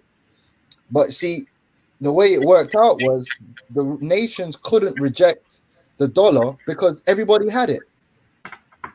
It was the most liquid asset that there is in the world. To this day, there is no asset in the world that is as liquid as the dollar. Whether you're talking about the yuan, the ruble, the euro, there is no currency in this world that could effectively be used in this current system as a world reserve currency. It would all collapse. What does in your brief words, what does the word liquid mean? Liquid is just basically the ability for you to sell an asset without affecting the price as much. That's right. That's like a liquid asset. So for instance, you can move hundreds of millions of dollars easy without really affecting the value of the dollar, which you can't do that with a lot of currencies. Right. So that's what it means by having a liquid asset. You can move large amounts of it around without fluctuating the value. So basically America, and they set out the petrodollar, that system has allowed them to abuse the world by basically just printing as much dollars as they want and paying off debt by printing more dollars. That's backed by nothing. And the world puts up with him because there isn't really an alternative. So that's pretty much, how you have the reserve, the US dollar as the reserve currency as it is today. It's because it's the most efficient at doing what it does. But there is a problem with it, as we're going to discuss. Whereas America can now, because they have that. In fact, you know what, bro? I've actually got a video on this. Let me send you a video. Okay. And it actually breaks it down. Let's go, champ. That's probably the best thing. So you think you know the Forex market, do you? Okay. Well, I'm gonna send it to you in the Okay. If we play this video, it pretty much breaks it down. Okay, Khan. Okay, I see. I forgot I had a couple of videos there. Yeah. Let me pull this up here.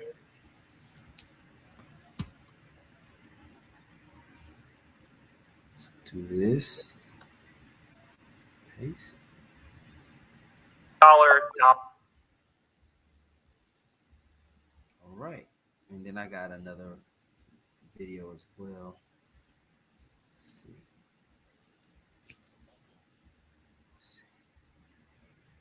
All right, here we go. Dominates global trade. In 2019, some 88% of international transactions involved US dollars. No other currencies came close. That gives the US extraordinary power over nearly anyone who imports or exports anything anywhere.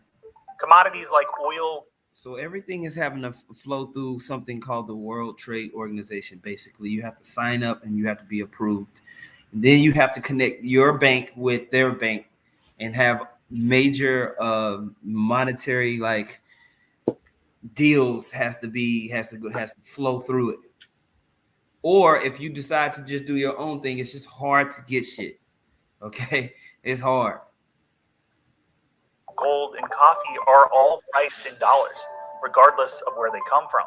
But this clout has long frustrated America's rivals, making them vulnerable to U.S. trade sanctions. Here's how the global economy runs on the U.S. dollar, and why some countries are developing alternative systems that could chip away at the dollar's dominance. The dollar came to dominate. Pause it there. And that's what's going to lead into this war.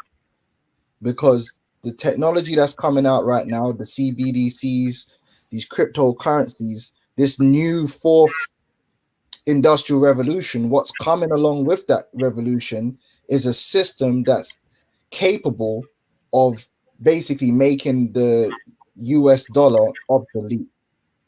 Like, people won't have to hold it anymore. They won't need to use the dollar to transact. And that's what's going to cause a big, massive problem. Because once America doesn't have the dollar as a means of control, they've only got one thing left. Military. And that's the military.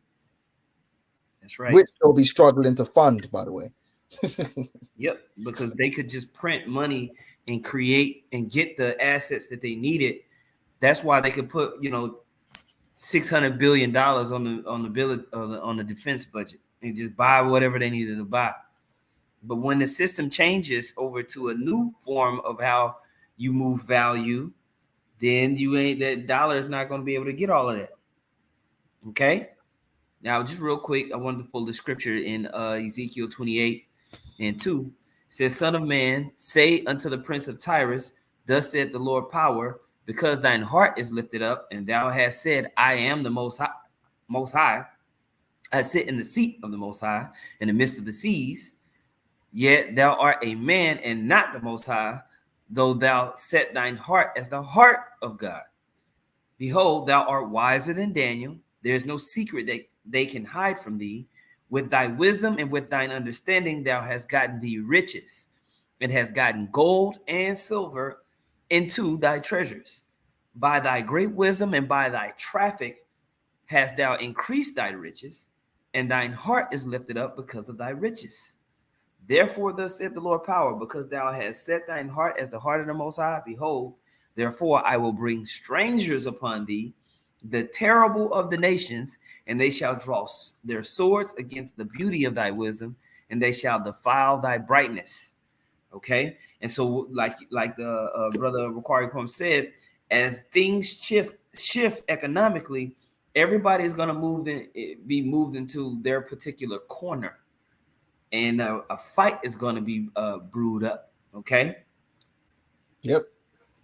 And it's like because with the petrodollar, that was just basically like part of it, because when they set those Arabs up with all that oil and they made it where the majority of oil comes from Arab land, which it doesn't have to. America has ridiculous amounts of oil. So does Alaska.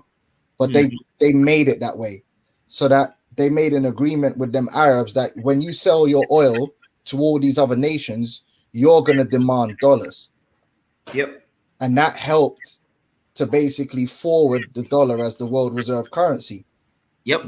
So that's where you get the term petrodollar, because they made the Arabs, OPEC, sell their oil in dollars, which that guy Saddam was saying he wanted to start selling it in euros, and you see what happened to him.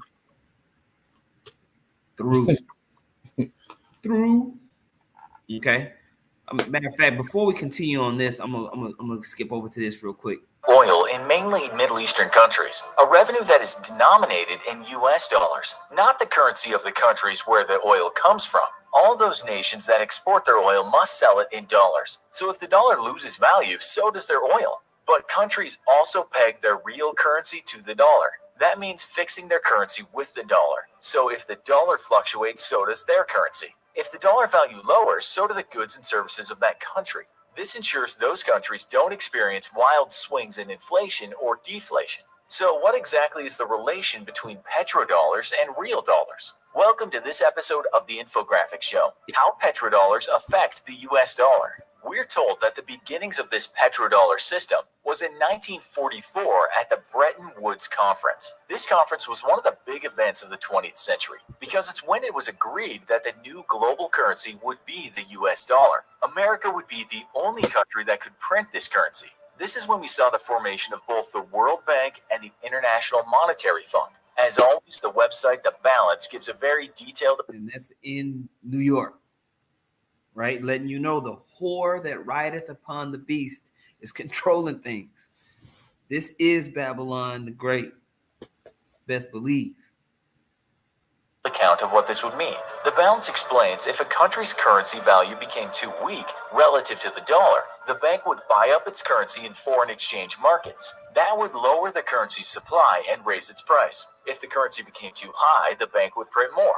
That would increase the supply and lower its price. 43 countries signed up in an effort to rebuild. Bro, look at that map. The world after a devastating world war and to cooperate better with each other in terms of trade. The Bretton Woods website tells us it was felt by the leaders of the Allied countries, particularly the US and Britain, that a multilateral framework was needed to overcome the destabilizing effects of the previous global economic depression and trade battles. It ended anyway in 1971 when the U.S. That's why it says with that wisdom they have gotten the riches. The U.S. and the elites, Esau, used cunning to formulate all these unrighteous decrees. suffered what is called stagflation, and that means a combination of inflation and recession. This had a negative effect on nations that belong to what is called the Organization of the Petroleum Exporting Countries. Most of the member countries are in the Middle East, with others being in Central America and Africa. Then in 1979, we got something called the U.S.-Saudi Arabian Joint Commission on Economic Cooperation. In that agreement, Saudi Arabia agreed to use American dollars for their oil transactions. These dollars would get back into America through contractors, and so they were what are called recycled petrodollars. This deal with Saudi Arabia was the start of this petrodollar. Was this good for the U.S.? Investopedia tells us the petrodollar system elevated the U.S. dollar to the world's reserve currency, and through this status, the United States enjoys persistent trade deficits and is a global economic hedge money. We all know that in the world, the most in-demand resource is oil. It makes oil-rich countries very wealthy, and it's priced in dollars that makes the USA's currency the most dominant currency in the world. Some say this gives the USA something called exorbitant privilege, which means, according to Investopedia, the USA can see that eagle? perpetually finance its current account deficit by issuing dollar-denominated assets at very low rates of interest, as well as becoming global economic hedge money. The USA can just print its own money, which is nice for the USA, as it can pay off its massive debt with that money. Imagine you were broke, but could just borrow and then just go to the money tree in the garden to pay off the debt. There are many critics of this system, with one economist writing, "The amount of debt, leverage, deceit, corruption, and fraud in the economic markets, financial system, and in the energy industry are off the charts." Woo! The amount of debt, leverage, deceit, corruption, and fraud in the economic markets, financial system, and in the energy industry are off the charts. That's what we read in the book of Habakkuk, the 2nd chapter, where it says that he had laden himself with thick clay. If one of the brothers can post that scripture, Baba Kushai, where it talks about that thick clay. And we always talk about how you look that word thick clay up in the Hebrew. The word is abatya, which means debt, Now, it also talks about drinking down the wine of wrath of fornication. And that's where you get that deceit, corruption, and fraud within the whole system of things. And that's why these nations are going to be wanting to go to war, like we read about in the book of Ezekiel, the 28th chapter, where it talks about the terrible of the nations. Okay. And so, you know, all of this is going down. I see brother have put Ezekiel 28 and 18, GMS Rataza Allah put, "Thou hast defiled thy sanctuaries by the multitude of thine iniquities, by the multitude of thy traffic. Therefore will I bring forth a fire from the midst of thee. It shall devour thee, and I will bring thee to ashes upon the earth in the sight of all them that behold thee." See, GMS Watchman 4. You had a point, Ak? Yeah, I was just thinking as well, because with the scripture also says what he increaseth that which is not his. So he's using the petrodollar to basically spend like on the back of the other nations. And then so even though these nations are kind of upset at it, the problem is that they have to be very careful about how they decouple from the dollar, because if they do it too fast, it'll ruin their country. It'll ruin, yeah, because they're holding so many dollars. China, Russia, they're holding dollars. So there's they have to basically be very tactical about how they get rid of the dollar. They have to already have the alternative prepared. Otherwise, they lose out. That's right. Which is what they're doing. You know, that's why they're buying up gold to back their new currencies with gold. What's that scripture where it talks about Babylon and Asia? Yeah, that's in Second Esdras, the it's 16, 15th right? chapter. Is it 15? Yeah, I think it's 15 towards the end. Let me go to that real quick, because It's just like you said. That's why you don't see these nations they don't just buck up. You would think that these nations would just buck up, but they can't because they've been tied into the system so hard. If America goes down, everybody goes down, and that's what we read about in the book of Revelation. How the merchants of the the earth dollar is literally like a virus. That's so not actually a better way to put it. It's like a fungus. It's like, you know, like a fungus on a cheese. You see the little green spots. You think that's it's actually permeated throughout the whole thing. That's the dollar. It's permeated throughout the whole entire earth. Everybody's holding it. You know what I mean? Yep. They didn't lay down with that hoe and they didn't caught it. Therefore the nations are mad. Okay. 2nd Ezra 15:46 says, and thou Asia that art partaker of the hope of Babylon and art the glory of her person. Woe be unto thee, thou wretch, because thou hast made thyself like unto her, and hast decked thy daughters in whoredom, that they might please and glory in thy lovers, which have always desired to commit whoredom with thee. All right. Thou hast followed her that is hated in all her works and inventions. Therefore saith the Most High, I will send plagues upon thee, widowhood, poverty, famine, sword, and pestilence, to waste thy houses with destruction and death. And the glory of thy power shall be dried up as a flower. The heat shall arise that is sent over thee. See, so because they've laid down with Babylon and they've caught that disease, and so they're gonna go down with it. Okay. So I felt like this is a great point that was made here in this video. Did you have another point? I was gonna continue on. No. All right. Another bonus for the USA is that it can just buy its oil with its own products, which might mean massive construction contracts, expensive military planes, or technologically advanced tanks. Saying that, as we write this, Bloomberg is saying the dollar as reserve currency might be coming to an end, and the days of exorbitant privilege are fast running out. Right. Because Bloomberg. Because over the last 10 years, slowly, it's not a massive, but I think the dollar as a world as reserves has gone down by 10%. Look at that. So slowly over the last 10 years or so, China and Russia have been weaning themselves off, buying gold and slowly but surely getting rid of their dollars. That's because they know a new system is coming. And that new system is part of the mark of the beast and the fourth industrial revolution. That's right. That's right. Which we're gonna get in. We're gonna continue to build upon this. This is for the people who are just freshly tuning in.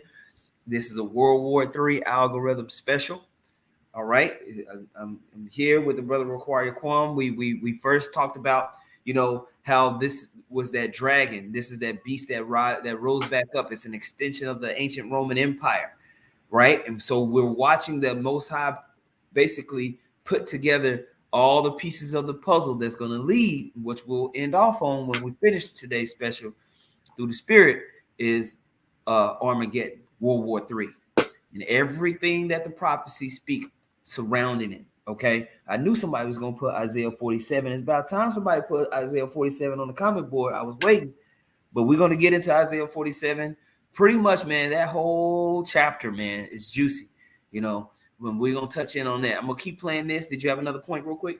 No. The water to all you Akyam that are posting scriptures, making points, anything like that. Continue to do that, Baba Kusha. For the newcomers. Write this stuff down, man. Write this stuff down, okay? And for you haters, man, that take all this information and then go act like you doing it yourself, you know, rethink the dollar, all these pages that watch all our videos, man, you're welcome. Explain. With the current U.S. administration policies of unilateralism, trade wars, and sanctions increasingly affecting both friends and foes, the question arises whether the rest of the world should diversify away from the risks of dollar-centric. This is juicy, huh? That's the juiciness, because we're going to get more, because we have to further explain the sanctions. But notice it said the trade policies and the sanctions. And the sanctions is what's been really what's really pushed the change in the last 6 years, like the sanctions on Iran. Since about 2015. Yeah, and then they tried to put sanctions on Russia because of Ukraine, Yeah. and then it's called Trump. Sorry, the Nord Stream 2 pipeline. The pipeline deal. Yep. And so we're gonna get into it, but it's very important that these the America, because they've built up this the dollar, the world reserve currency, and the infrastructure that they've built surrounding that, they control the financial infrastructure of the world. And so they can, it's not just the military, that they can use sanctions to destroy a nation. And so that pressure is now causing these nations to bring in these digital systems to get around it, these CBDCs, which if you've been watching the videos, we've been telling you that these central bank digital currencies are going to be a part of the MOTB, this new programmable money, which is controllable money. Absolutely, man. Absolutely. This is beautiful. Let's keep it going. World should diversify away from the risks of the US dollar and dollar-centric finance. In 2017, Reuters told us that the power of the petrodollar was already waning. Back in the day, when the USA was busy spending big on oil and petrodollars were going into oil-rich nations and being recycled back out, all was good. But these days, according to that report, not as much of the money is coming back out. These countries are shoring up finances and safeguarding stability at home, said Reuters, where all the... You see? So that leads into what? Joel, the 3rd chapter, where it says, let the weak say that I am strong. I mean, like, you know what? I'll see if I can post it later on. Basically, if I can find it, I'll post it later on, that video of the petrodollar, let the weak say I am strong, so brothers can watch that if they want to. Okay? Because they're keeping now and they're building up their own resources. The oil money goes, said that report, is hard to say, but a good chunk of it ends up in offshore financial centers, such as the UK, the Cayman Islands, Ireland, Switzerland, Belgium, and Luxembourg. Reuters isn't alone. Another journalist wrote this: the United States' ability to maintain its influence over the rest of the world has been slowly diminishing. The USA's dollar monopoly, we are told, might be coming to an end. One of the reasons is that mass consumers of oil, China as well as Russia, have been setting up deals with oil-rich countries, and nope, they are not doing these deals in the US dollar. The article says as the tide continues to turn against the petrodollar, eventually even our allies will start to question what best serves their own interests. Forbes writes that there will likely be something called the petro-yuan, but that doesn't mean that the yuan will become the reserve global currency. Forbes tells us that everyone has it wrong, and that the USA doesn't enjoy a huge advantage because oil is sold in dollars. The US economy is the central economy in the global system because it's the most open, innovative, and productive economy in the world. And because of this, the US dollar is the most convenient, liquid, and reliable medium of exchange, said the article. Can that be challenged? Not yet, according to the story, solely because... And that's why war is going to happen. That's why war is going to happen. Now, to finish that point on the liquidity, I want to go back over to the video that you had sent over to me. Okay. Did you have a point before I click on this? No, we can run that, and I think then we can move straight into... I got another video on Swift going into the sanctions and that. Boom. Okay. 2. The U.S. was the biggest economy in the world. Other countries were trying to rebuild, and the dollar, it was stable and plentiful. In 1944, a conference of 44 nations agreed to peg their currencies to the US dollar, while the dollar itself was pegged to gold. As global trade grew, so did the use of the dollar to conduct the world's business. Even after the United States abandoned the gold standard in 1971, the dollar remained the world's currency of choice.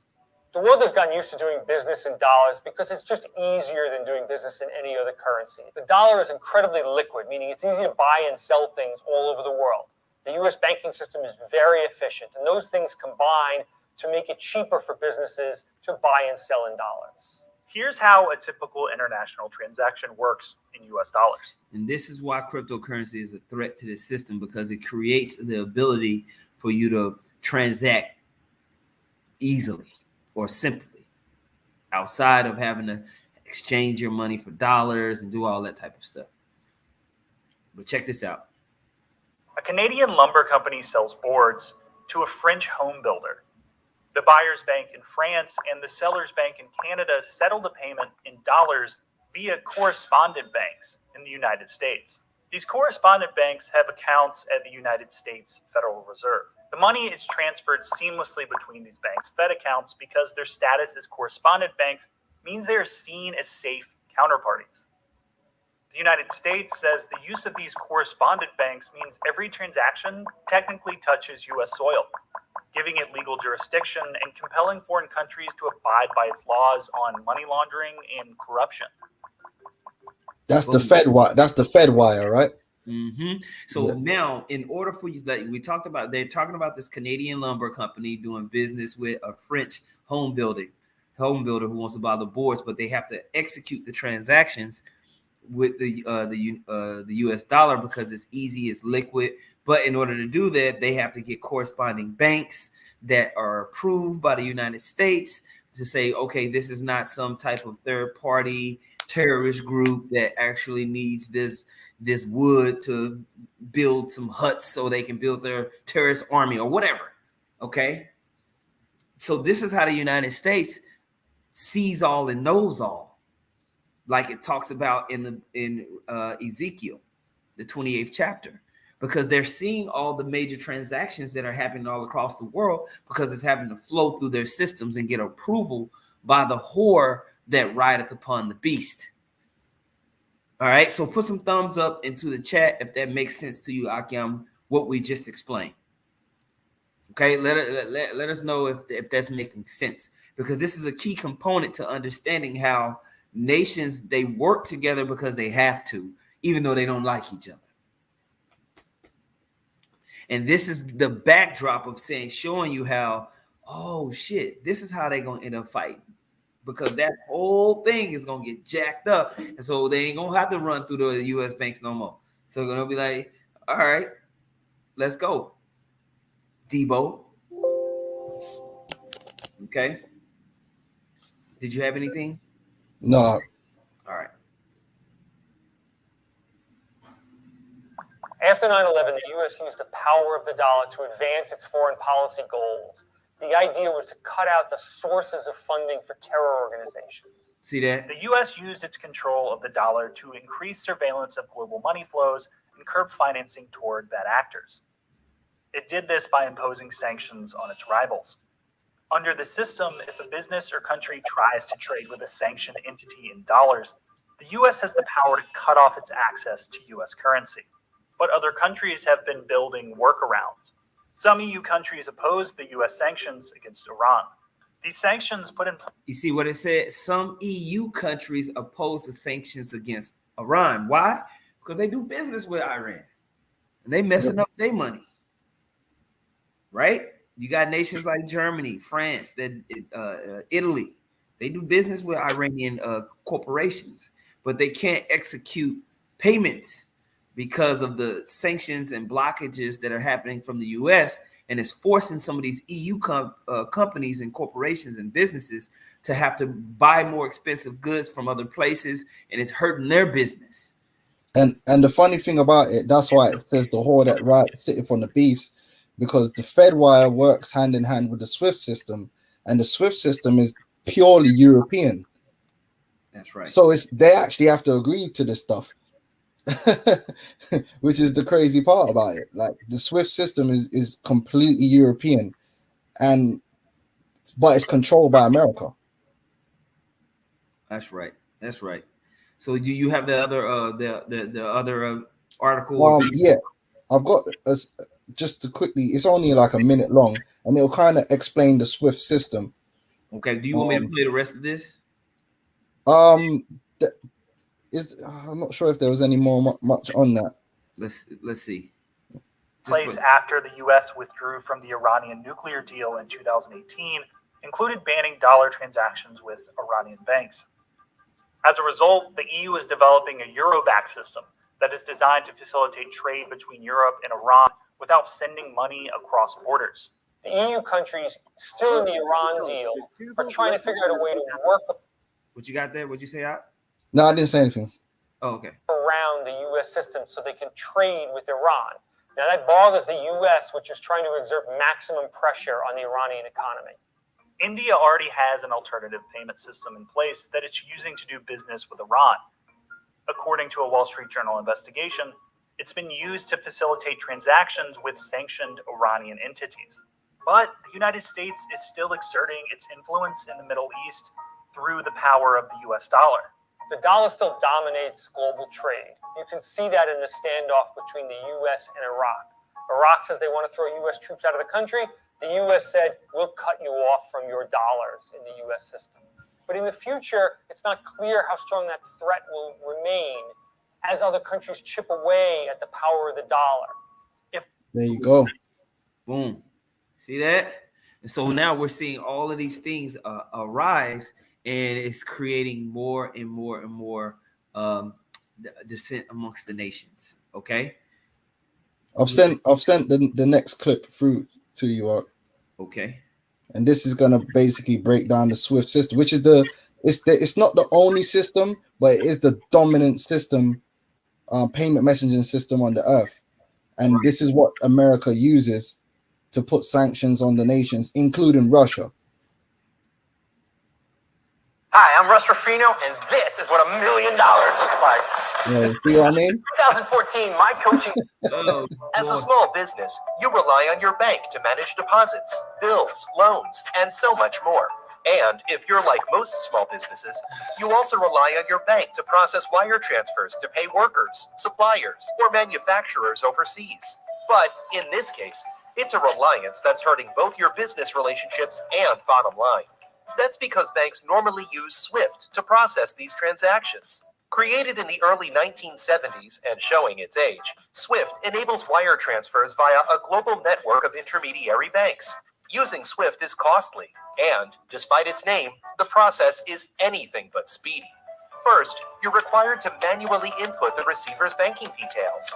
Then, you select their currency, which triggers a foreign exchange rate that's typically 4 to 6% above the actual rate. Once the transfer is initiated, so the U.S. is making money by the pound by taxing wire transfers from this nation and this nation trying to do different deals. So this is a part of them putting usury on other nations, and this is a part of that abatya and that debt that other nations have to go through just to execute transactions, which pisses everybody off. This SWIFT system is expensive, and it keeps these other nations broke. Okay. And so now that's why you see these nations coming up with different cryptocurrency alternatives. Somebody put the BRICS nation, example into the chat, of Brazil, Russia, India, and China developing their own ways to execute payments. Okay, when you mess with somebody's money, you mess with their money, you mess with their ability to eat. You take a man's sandwich, he ready to fight every time. And the United States has been snatching sandwiches for decades now. your funds get routed through multiple intermediary banks, costing you more time and Right, can you stop there? transfers.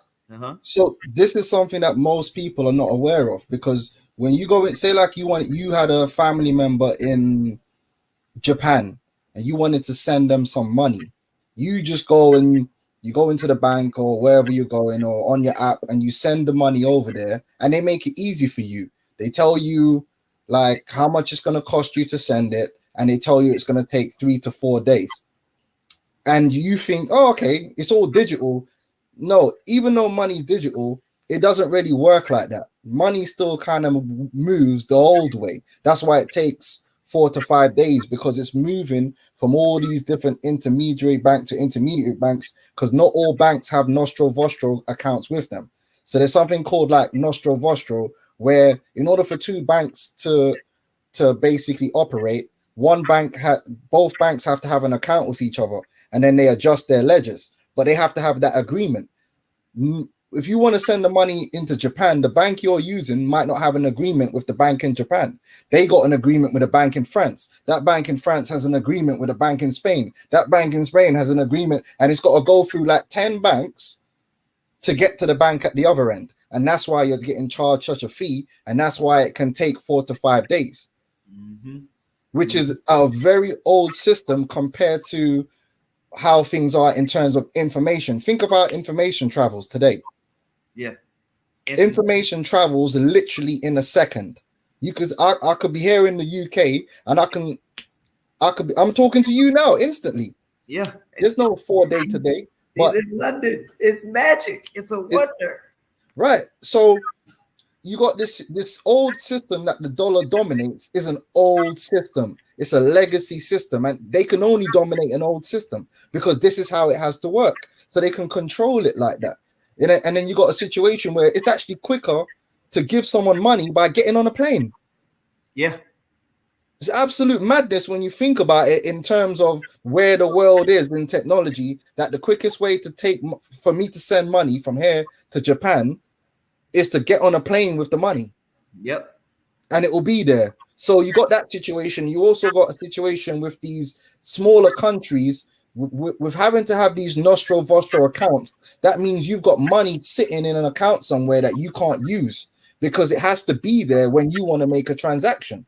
So a lot of these smaller countries are hurt by that because they got a lot of capital that instead of using it to invest and build up infrastructure, it's tied up in this old legacy system, tied up in dollars, just sitting somewhere in an account doing nothing. That's right. All of this is about to change because technology is now here where it's called the Internet of Value. Brothers here was talking about the Internet of Things, the Internet of Information, obviously. The next thing that they're bringing in, which the MOTB is a part of, is the Internet of Value, where value can travel around the world in a second. That's right. From one currency to another, just like that. But this new system means the end for the dollar. And that's why the East is is actually further into that technology than America is. America's dragging its feet because it knows, because they need to find some way to create regulatory systems to get into control. With the internet now, you do have blockchain cryptocurrencies where if I wanted to, I could send $50,000 to the brother Require Quam in an instant without having to be taxed through these banking systems or even having it being traced. You know what I mean? Yep. And these other nations are picking up on that. They're like, we can digitize this value and send it to each other in seconds and save ridiculous amounts of margin and interest that we would lose. And then at the same time, the elites are bringing in a system where they can control everything through this system, but there's a pressure to bring it. So when you really break it down, it's like America is being sacrificed to bring in this new system. Yeah. And Russia and China, that's why China already have a CBDC. All these other nations, just recently, Japan just set up a corridor with Thailand, I believe, or Philippines, which is all based on cryptocurrency and directly exchanging their currencies together using cryptocurrency. These nations in the East are already online with this system. And what they're saying is, listen, we need to have a new world reserve currency, which is a cryptocurrency that we can use that nobody owns and controls.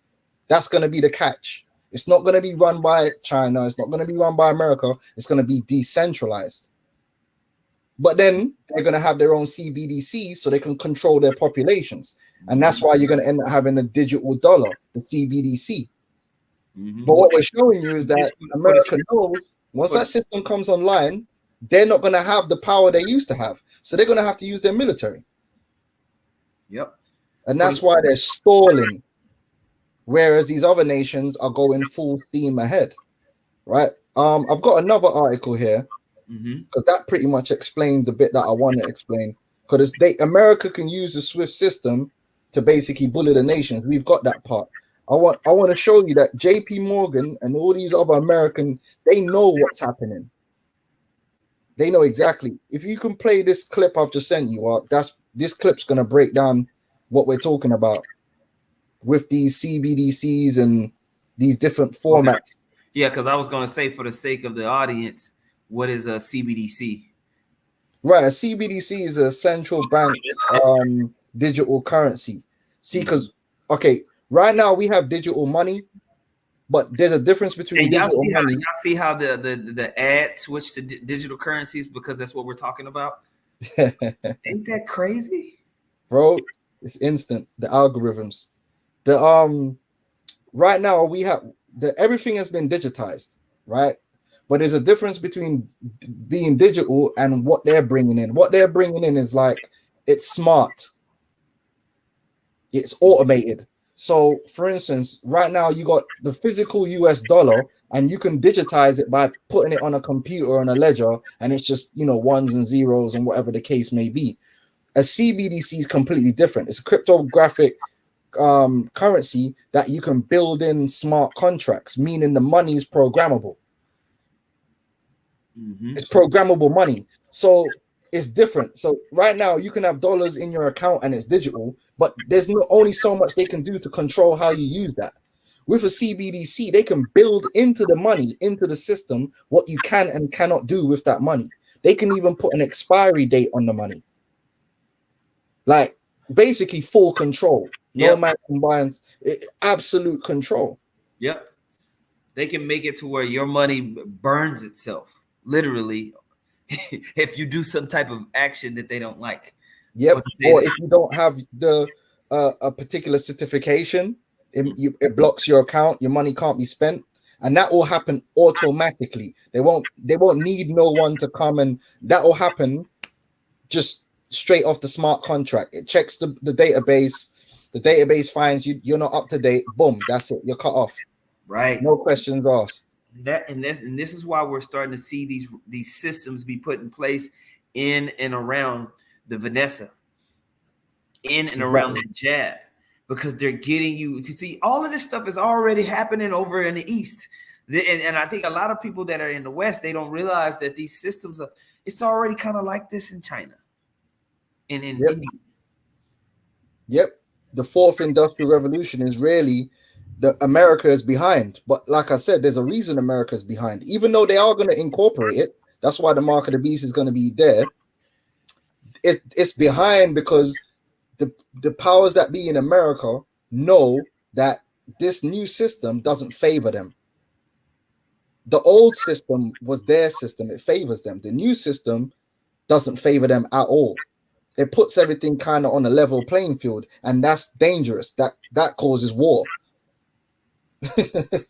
So we're just systematically and incrementally heading towards war, because the war is going to be about who controls it all. And Esau, with his pride, because he has all this military might, he just assumes he's going to obliterate everybody. And why wouldn't he? Why wouldn't he assume that?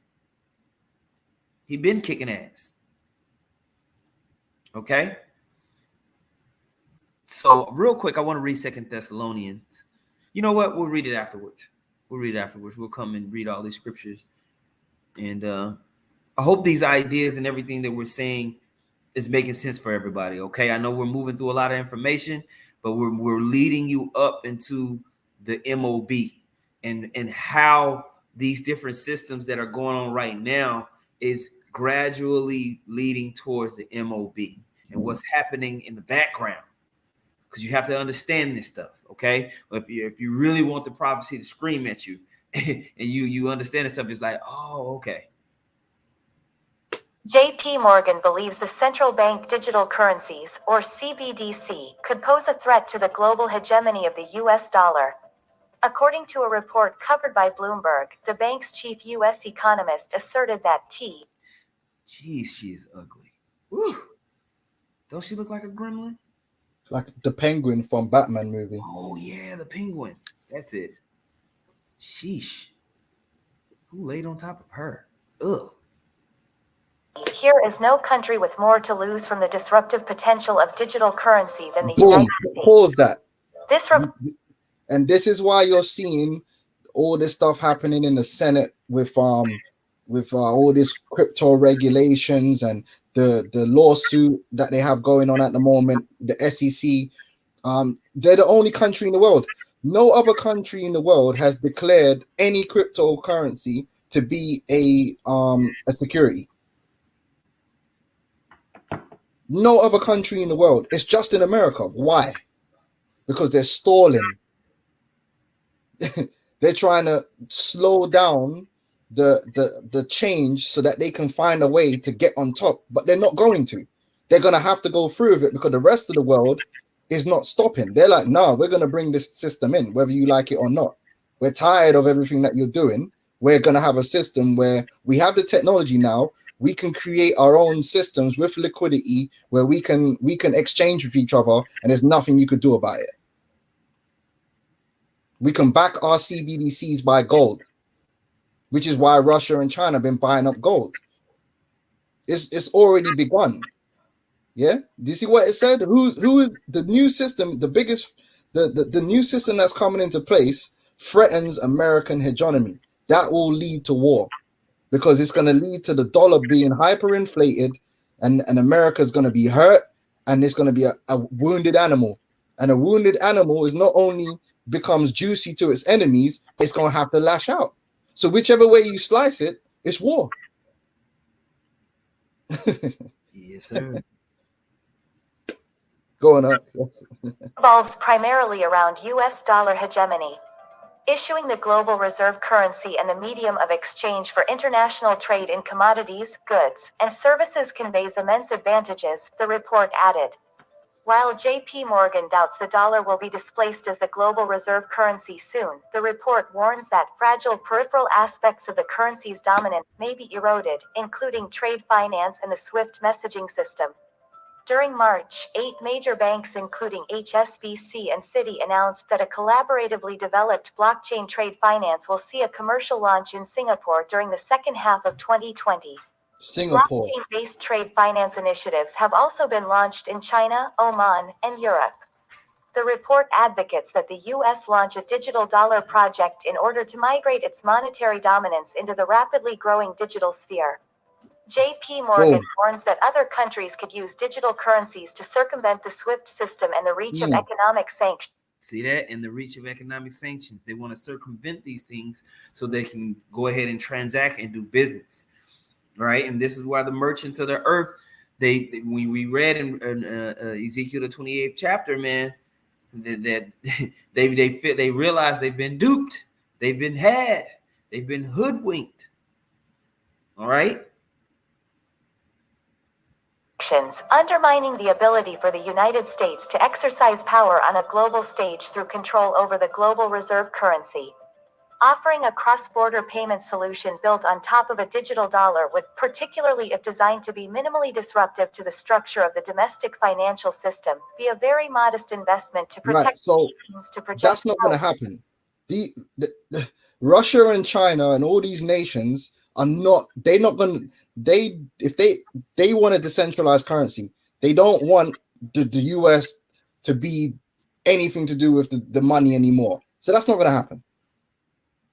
America, for once, is going to have to get on with board with what everyone else is doing. And the Europeans, they're on board with it. They're like, well, why? Why should the US control everything? Because if they didn't control everything, we could still be doing business with Iran because we want to. Do you see what's happening here? Mm-hmm. Go, Ark, you had a scripture you wanted to bring out? Obadiah 1. Mm-hmm.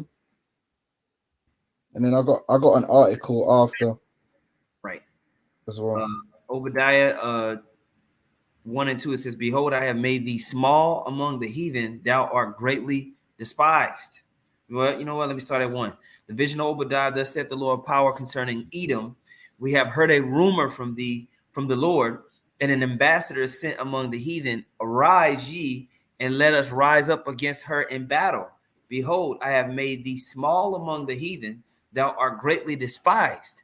The pride of thine heart have deceived thee. thou that dwellest in the clefts of the rock, whose habitation is high, that saith in his heart, who shall bring me down to the ground?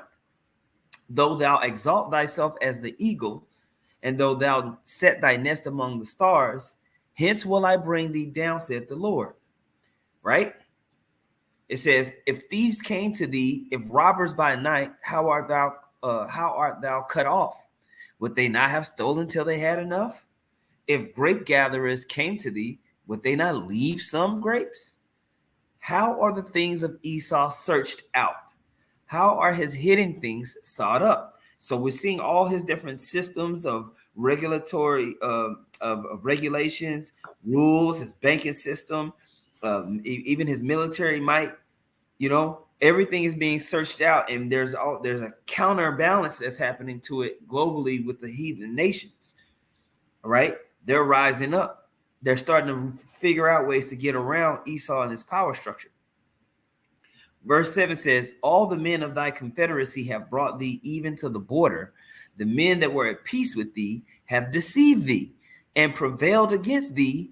They that eat thy bread have laid a wound under thee. There is none understanding in him. Exactly, because all these nations, including Europe, are moving forward with this technology. That's right. All of them.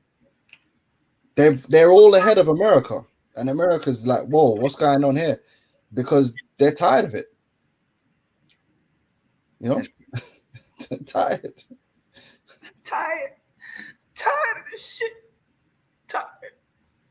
Okay, was that it on this one? Yeah, Khan. I'll share my screen. I got a few headlines, and I'm gonna read an article just to show, brothers, that this thing has been going on. Everything you see has been developing over the last couple of years, and that's why now you'll see 2021 cryptocurrency and blockchain and CBDC is everywhere, because now is the time for the Great Reset. So now you're seeing that you have the super elites, they have their plan going on, and then you got America, and and so you're seeing conflict now because the elites don't really care about America. They have a plan. Where is this from? Okay, here we go. So I got this. Iran to launch state-run cryptocurrency to bypass US sanctions. See? There you go.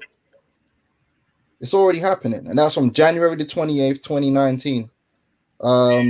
This one's here, this from this year. How blockchain is shaking SWIFT and the global payment system.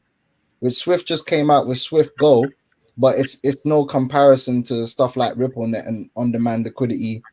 Stellar is finished. SWIFT is finished. Russia could use crypto to dodge US sanctions. Digital currencies could outshine SWIFT systems, says Central Bank of Russia's deputy governor. The writing's on the wall.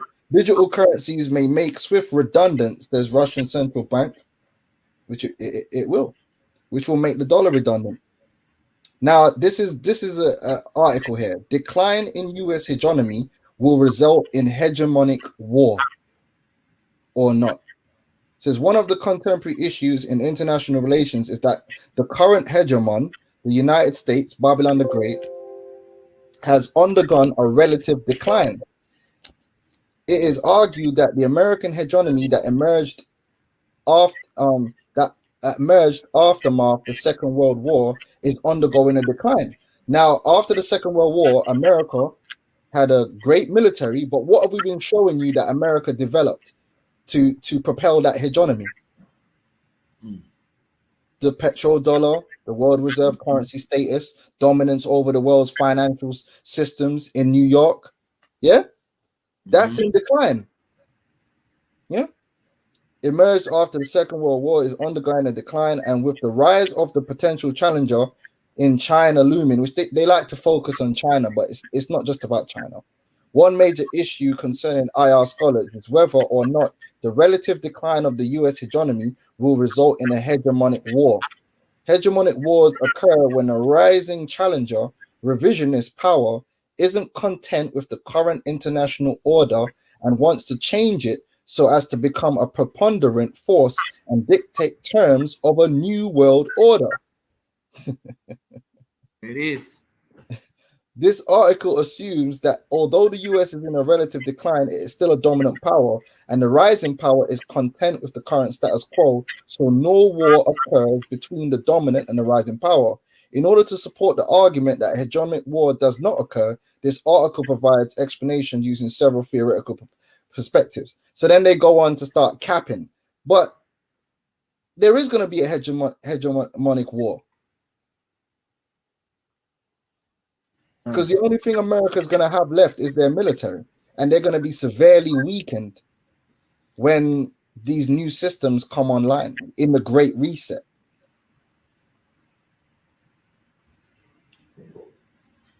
Okay, which is going to include the mark of the beast. Absolutely. That's where we're headed. All right. That's why the elders always tell you what the mark of the beast is going to come what before the war. Now it's time to make sense, right? Mm-hmm. It's going to come before the war. And as a result of these changes, America is not going to be happy with its position that it's going to get. It's going to be severely wounded. We would have healed Babylon, but Babylon will not be healed. Mm-hmm. Babylon is going to be wounded by this new system that's being brought in. Yep. So you're seeing the deliciousness that you read about in Revelation 18th chapter is the word called decadence or moral decay that's happening because of all the lavish riches and basically the dominance of America is starting it's starting to wane, or it will be starting to wane. Just like the brother saying, we would have healed Babylon, but there's not going to be healing. So we're going to transition into the next segment, okay, which kind of goes into this fourth industrial revolution a little bit more, because we've kind of combined the second and third part. We've been talking about the gradualism of the systems and the different propaganda that wine comes along with the worshiping of the image of the beast that we read about in Revelation 13, which we'll get back to. All right. But it's leading us into the MOB systems, which will culminate into a major, major, major war. Okay. Because really the battle is over who's going to control the data, the souls of men. All right. They want to control basically your computer code, your DNA, the GOG gene. They want to take over that and rule it. Okay. I want to play a clip real quick. Didn't get into what am I doing? Okay, play this real quick.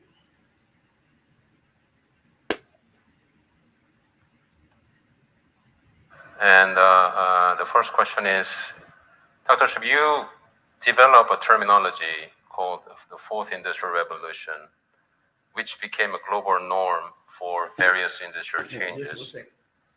And you even chose this term as the main theme for 2016 World Economic Forum.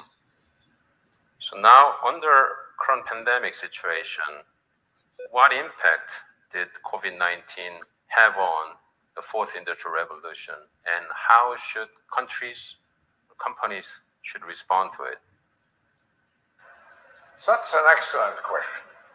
As a reminder, my notion and my book of the fourth industrial revolution is that the innovations we are seeing today in terms of artificial intelligence, the Internet of Things, cloud computing, advanced robotics, and many others together. Bro, don't he sound like a evil, like one of the people from a cartoon?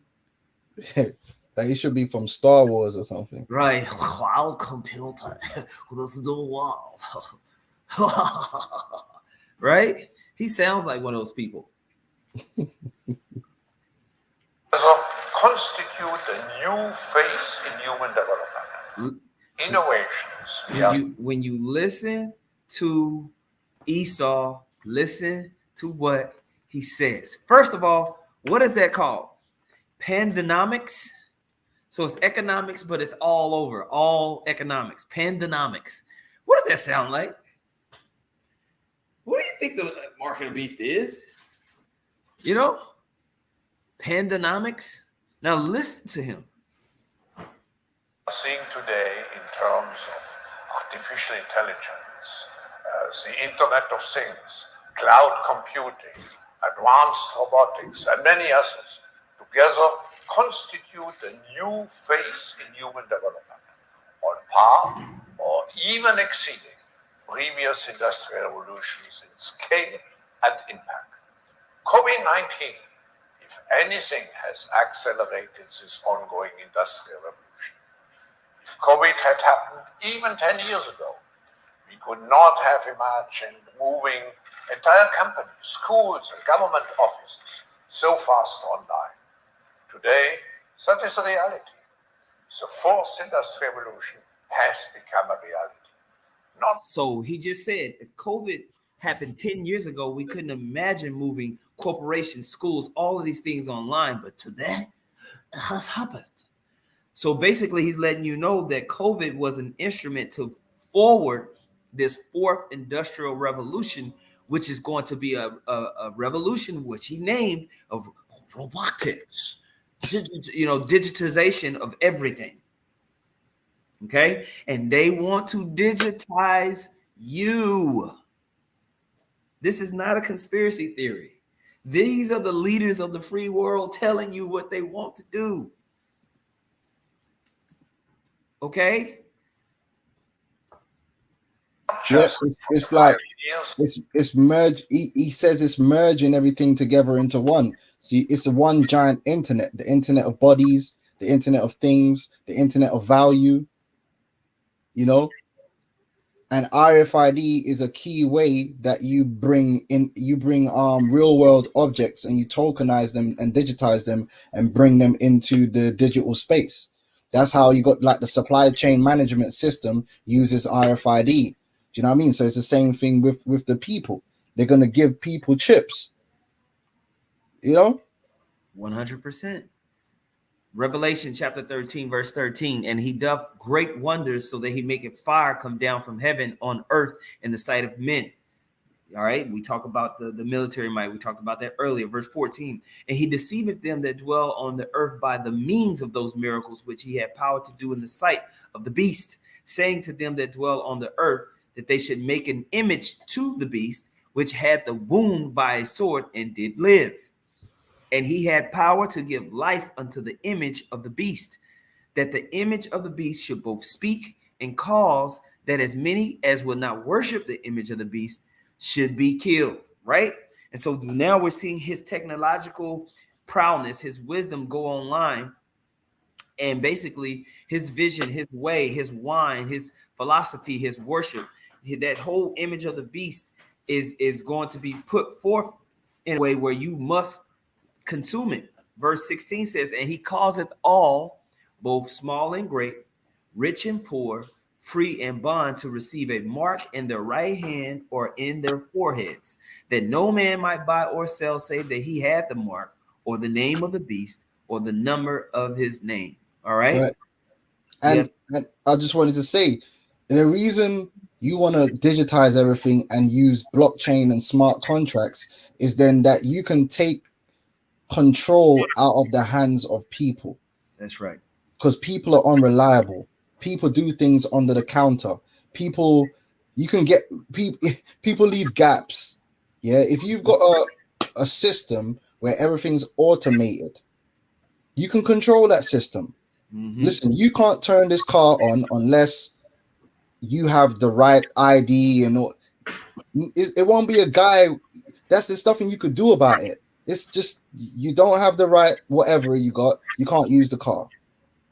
You can't come into this particular zone because you're not allowed to be there. As soon as the computers pick you up on the screen, guns will train upon you. You don't necessarily have to be people with guns. Could be an automatic drone. The drone won't care about you. It'll blow you away automatically. Like, yeah, this is the system that they want to bring in. It's like everything. That's why the health system, the food system. So when they bring all these crises, the answer to the crisis is just bringing more automation and bringing more digitization into the system. That's why when they have this food crisis, that's going to cause what? More need for supply chain management, blockchain, and then control the system of rationing. So you can't get food unless you have this thing. Yep, unless you have this thing, you have to have this thing to verify that you're gonna get access to the food, and we will send you the funds that you need via this mark, so you can have your food ration, because the supply chain is so constricted because of this pandemic, right? And then when you check it out, like for instance, when you do your shopping now, as you're putting the shopping, like I don't know if they got this in America, right? But like you might go to a store and you got these self-service, and the way it knows that you're buying what you're meant to be buying is it's all weighed. So as you're scanning the product, you have to put it in your basket, and it weighs the basket to make sure that you've got the right thing. And if you put the wrong thing in there, it knows because it's not the right weight. This is what we're talking about. They can do that. So it's like you might go to the person in the store, and he has everything in his store is going to be accounted for. Supply chain management. Yeah. Yeah. So he can't give you it under the counter because he's going to have to explain where that went. And the system will find it automatically. Where did this bottle of milk go? On our records, it shows us that you had 10 bottles of milk. We've accounted for you selling 9. You should still have 1 in the store, but it's not there anymore. Where did it go? Yep. Take him and put him in the gulag. Yeah. He's a resistor. And they'll know because it's all RFID. Just like they show you the one where you walk out the store and it automatically pays for it. Why? Because the products are communicating the Internet of Things. That's right. And the product is communicating, you're communicating. That's right. You know? Right. So you think Jeff Bezos just took a trip up into orbit to play around? Cause it's cute? No, man. They were putting the systems in place. He's making sure his money was right. He's making sure the systems are in place for what they're about to do. The next leg of things is going to be contactless shopping experiences, contactless everything. Yep. And so Jeff Bezos wasn't flying up in a spaceship just because he wants to go out of space. No, they got stuff going on up there. They want to track everything. Either the way the supply chain works now, like I remember when the thing first came in, they were saying basically, well, certain sandwiches, we're going to have to stop. You know, sometimes you might get some granny somewhere that makes sandwiches and sells the sandwiches. Mm-hmm. Like, so what they're saying is that sandwich that she's selling, maybe we shouldn't be selling that kind of sandwich anymore because we don't know where she got those supplies. Those goods could be compromised. Contaminated. We can only sell products that can every item, every ingredient is traceable. Mm-hmm.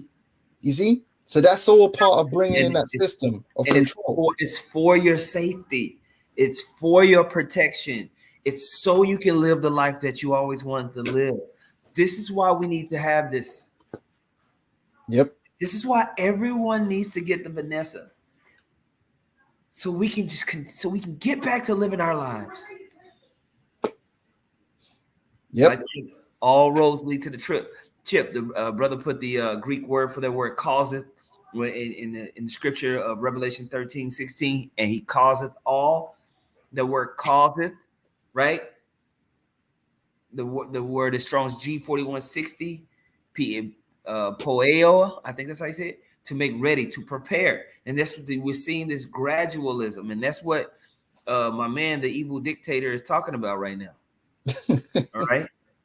Yeah, I got a scripture for him. Yes, Psalms 36:4. He deviseth mischief upon his bed. He setteth himself in a way that is not good. He abhorreth not evil. Because this is evil. Yeah. This is absolute evil, man. Like trying to control everything. And that's what the average person can't grasp. That a person would want to control like everything about you, like how many steps you take in a day, how long you can sleep for, how much water you can use for a bath. You know what I'm saying? How long you can spend in the shower. This is what they want. This is what this devil wants to do, man. 1,000%. Oh man, 666%. This dude is one. He's on it. He is all over it. Hey, I got something that you like. I'm gonna find it in a minute, man. You're gonna love this one. Okay, I'm gonna play this while you look for it. But for a broad range of people and workers. We are also seeing macroeconomic consequences, changes. Big tech companies such as Apple, Samsung, Alphabet, Amazon, or Facebook already are among the largest global companies. But the last months have further cemented their leading positions in the market, while others have started to lag further behind. That will prove to be not only the case now, but will be a permanent consequence of COVID-19. But these past few months have also shown that the fourth industrial revolution will not be beneficial to all unless we make conscious choices and investments to ensure that this is the case. Disadvantaged school students, unskilled workers, and non-digitized companies and governments will feel the crisis much more than others. Non-digitized countries and corporations are gonna struggle in this fourth industrial revolution. Moreover,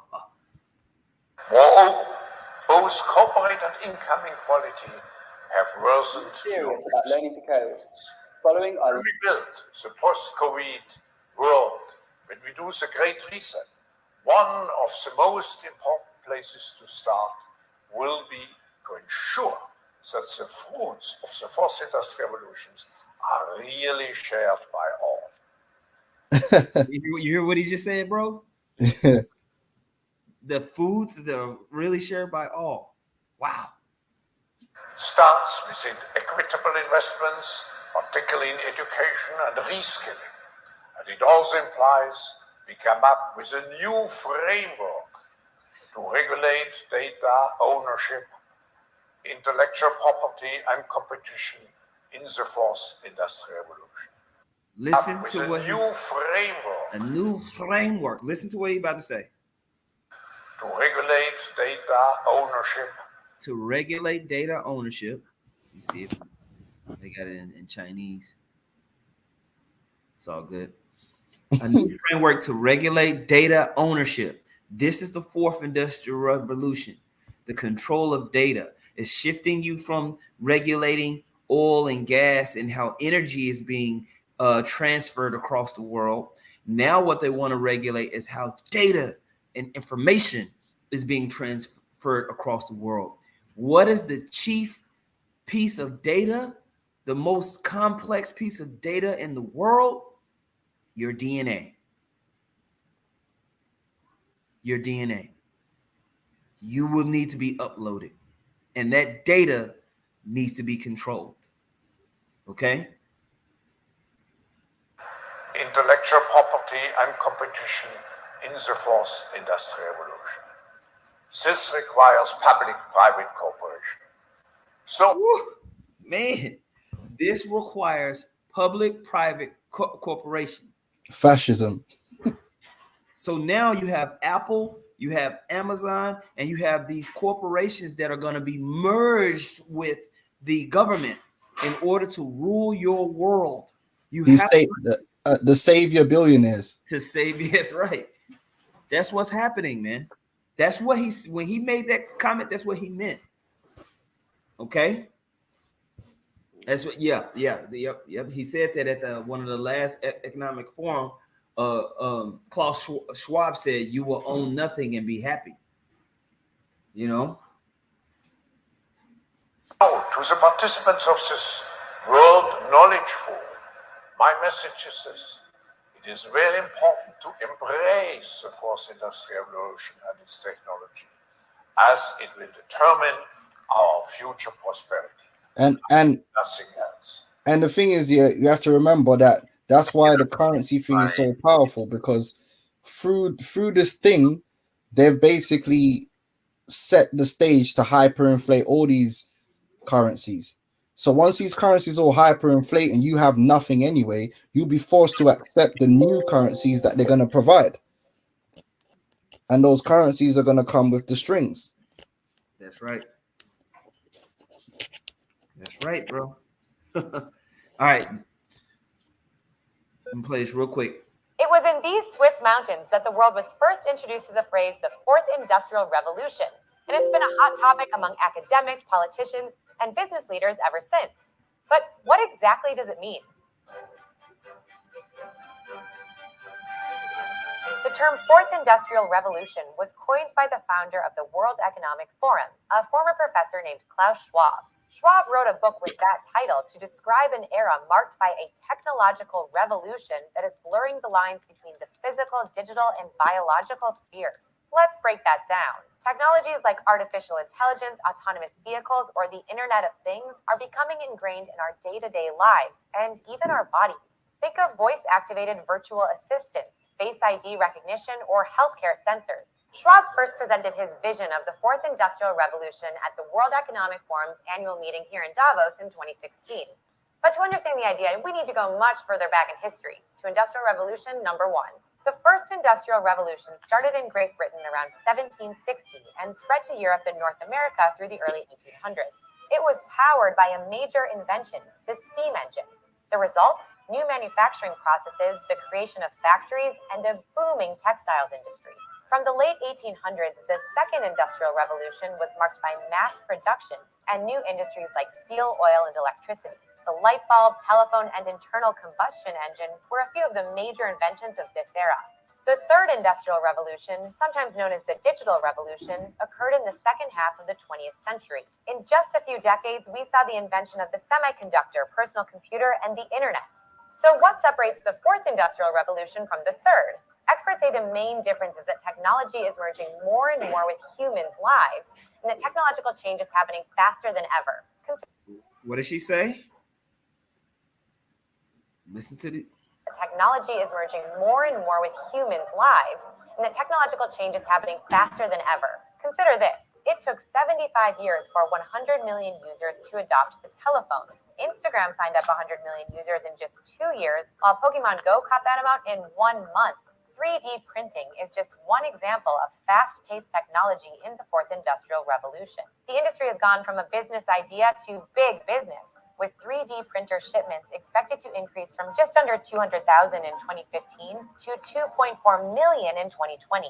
Today, you can have a hip replacement from a 3D printed bone or use a 3D printed bionic arm. Talk about blurring the line between humans and technology, right? This new era of technology is driving a lot of innovation. You can see in this chart the number of patents related to the Fourth Industrial Revolution for things like 3D printing or AI has been climbing up and up since early 2000.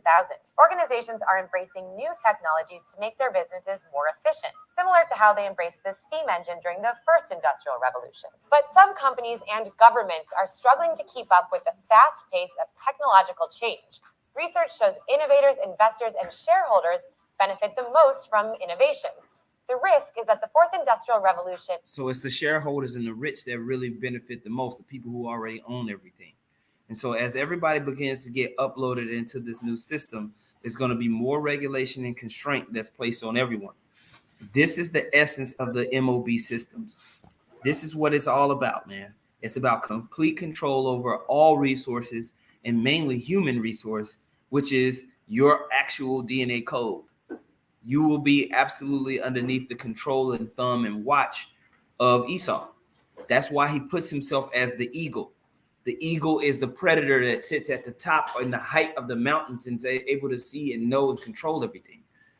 That's why he puts himself in that place and represents himself as that type of chief high-end predator. All right. You said you had something required, Quan? Yeah, it's in there, a little treat. There's something that they're coming with that's called micro payments. So another thing that comes with these CBDCs and these new technologies, the ability to charge you by the millisecond for anything. An example is like, you know, when you go to the airport and you might have to buy Wi-Fi from the airport. Now, they do it in blocks, right? And the minimum block might be half an hour. The reason they charge you for half an hour Wi-Fi is because oh, my bad. That's my bad. I'm having to make a switch real quick. Can you hear me, bro? Yeah. Okay, so you're gonna see me drop off here and be added onto this other one. Okay, can't. But just keep rolling out. Just keep rolling. Yeah, can't. Right. So the reason that they charge you like for the 30 minutes is because of those fees that we spoke about before. Now with micropayments, they're saying it's going to be the solution, because what you can do is you can charge someone for Wi-Fi by the second, and the money can be taken out of your account as a fraction, because these cryptocurrency can be a fraction of a whole number. Mm-hmm. Can you send? Can you send what you just sent into the private chat again? Yeah. Okay. Can you do that again? Yeah, I think I might say. So you can imagine that they could do that with any resource, like your house tap for your water bill. You can be actually charged for your water bill as you're using the water, and that can also be used as a form of rationing, because then if you control your money supply, you control your water. It's a very, very nasty situation that they're bringing through. So we're gonna show you a little video of how that's gonna work. So when you get your mark of the beast now, and they give you your new money that's programmable, they can program the amount of money, the amount of water that you can use at a dispenser, and then they can control that and deduct that from your account in real time. This is the technology that they have, man. That's why we're in that time, man, for the mark of the beast to come. We're in that time right now. The technology is here. It's not no technology that's like 20-30 years away. They have the technology right now. All they needed was the right crisis to speed up the technology becoming more ubiquitous, you know. Oh, like the brother saying, over there in the East, they already have a lot of these technologies as like an everyday thing. They already have the system set up over there, where if you have you could do a traffic stop violation, and within a minute your face, money has been deducted directly from your bank account, and your face has been put up on the screens everywhere to shame you, like just like that. There ain't nobody that has, it's all automated.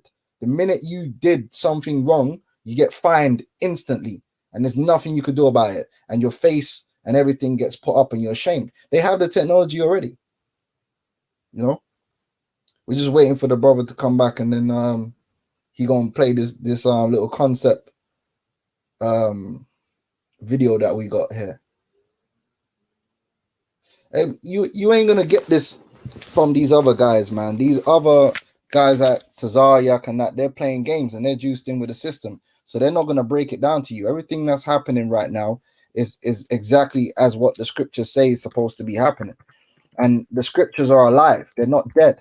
So people might say, oh, the Bible is outdated. It's not outdated. Everything that the scripture says to happen is happening, but it has to manifest itself in a particular way. So the mark of the beast isn't just going to be floating around in the air somewhere, some metaphysical thing. If it's a real thing that has to be done, there has to be a system set up in order to facilitate that. This is Isaiah 55:11. So shall my word be that goeth forth out of my mouth. It shall not return unto me void, but it shall accomplish that which I please, and it shall prosper in the thing whereto I sent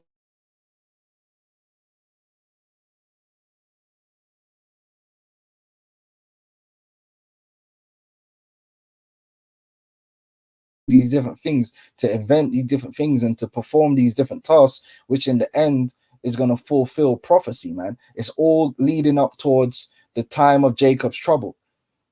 Okay, the time of Jacob's trouble, Daniel's 12:1, a time of great tribulation and trouble. It's leading up towards the race riots. You can see the race riots being made, the class wars, the famines, okay, and just a general lack of resources. Because the Bible tells you about perplexity of nations, which the word perplexity there means a straightening or lacking, because a lot of goods are becoming rare now.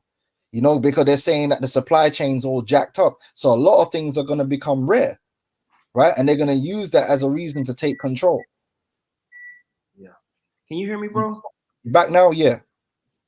Okay, because for some reason, it's blocking my ability to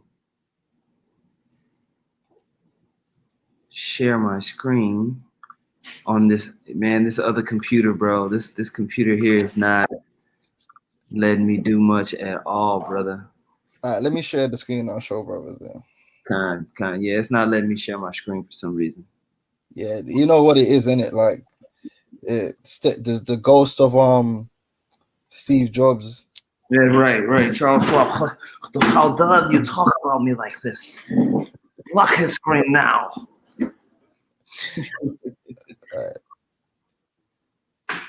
I don't know if can you add my We screen? understand that FPGAs Yeah, can seem complex. I mean, you have to learn a new language like VHDL or I'll just show you. System Verilog, and the programming tools, well, they can be a bit confusing. Because the future is that they want to charge you for everything you do in real time. That's right. But with the CBDCs, that will allow them to control what you can do in real time. If you see what I'm saying. Yeah, that's why it says you can't buy and sell unless you got that mark. They want to control all the resources in the earth, but the scripture says the earth is the Lord's, man, and the fullness thereof. Right. So check this out, man. Can you see that art? Mm-hmm. So this guy set up a system using the XRP ledger, right? Now what he's got here is a water dispenser that's hooked up. So as he turns on the water dispenser, it's charging him in real time. You see that? Mm-hmm. That's called a micropayment. Now you can't do that with money as it is today, but you can do that with cryptocurrency. You see the difference? Is be able to record the contents of your screen to. Okay, this is gonna shut me down. Oh boy. I hope Arkham can see that. Yeah. It's a short, so you can't really put it in large view. Hey, I might fall off real quick because I gotta redo this page. Hold on, just 1 second. Let me see if I can pull StreamYard up here. Right? You can't do this with the money system as it is. You can only record it and then charge someone later. These new systems allow you to charge somebody in real time. And that's what they want to do with the internet. That's what they want to do with Netflix and everything else. You will be charged in real time for what you want to use. And that will be the new system. And you might think that's crazy, but hey, that's what's coming down the pipeline. And they have the technology. Let's read it again. That's why it says what it says. And you're going to have to be identifiable in order to access all of these resources and goods and services. Why haven't I got no connection? Okay.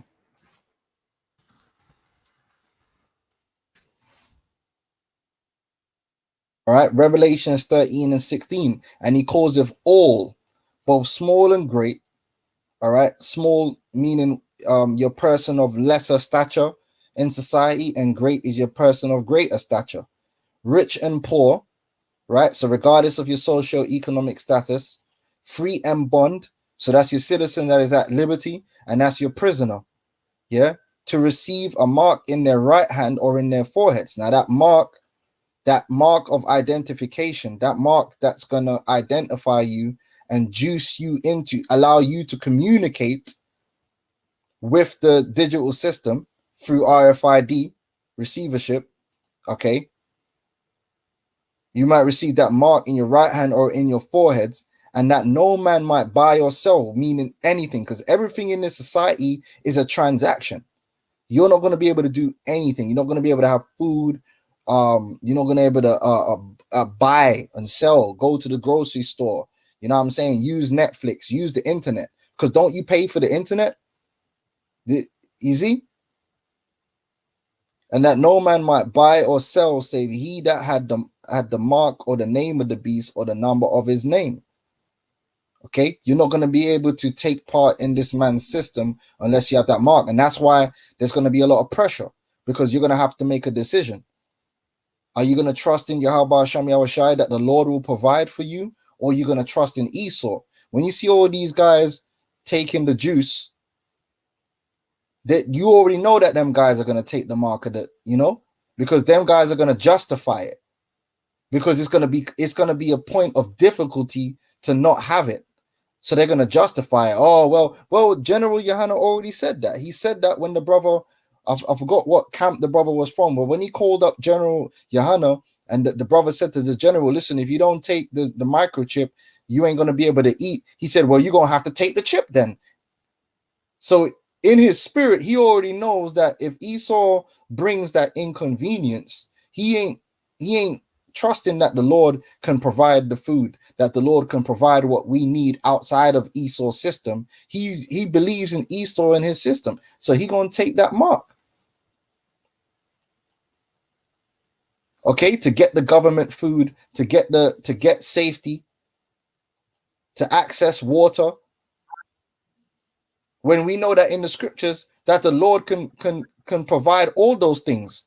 The Lord fed our people with manna from heaven. The Lord fed our people with quail. The Lord delivered food to one prophet from another prophet, man, using birds and all sorts.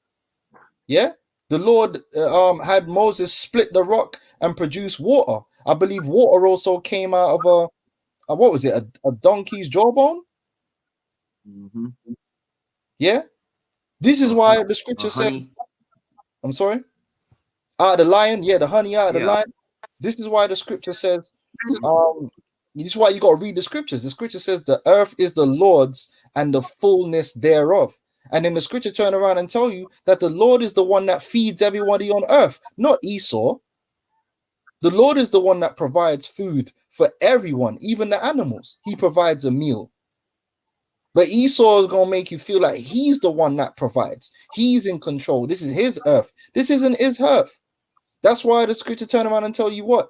That the things written aforetime were written for our learning. So when you hear about Yahweh Shai breaking up imagine that he's breaking up 2 loaves of bread and a couple of fish and feeding, thousands of people, and still there's food left over. What does that tell you? We're gonna have them same situations where brothers might have a little tiny bit of food, and all of a sudden everybody's fed and they're full and there's more food. Mm-hmm. But if you're not in the spirit of understanding that the Lord can provide these things, that he is a true power, the scripture says he's ever, what does it say again, brother? I'm trying to remember the exact words, that he's ever present. Thinking about the scripture that says he's present in the time of I think it's in the book of Psalms. Let me see, I'm gonna find it real quick. See if I can find it. Sure. Right, Psalms 46:1. God is our refuge and strength, a very present help in trouble. That's a powerful scripture. What did Yahweh Shai say? Yahweh Shai said, I am with you always, even unto the end of the world. So when we're in these situations to come, where we might be in a situation where we can't just go into the supermarket and buy food because we don't possess what. Mm-hmm. Or we can't do this. When you're put into that situation, you have to understand that we have a power who is present. He's not far away. We have a power that can provide.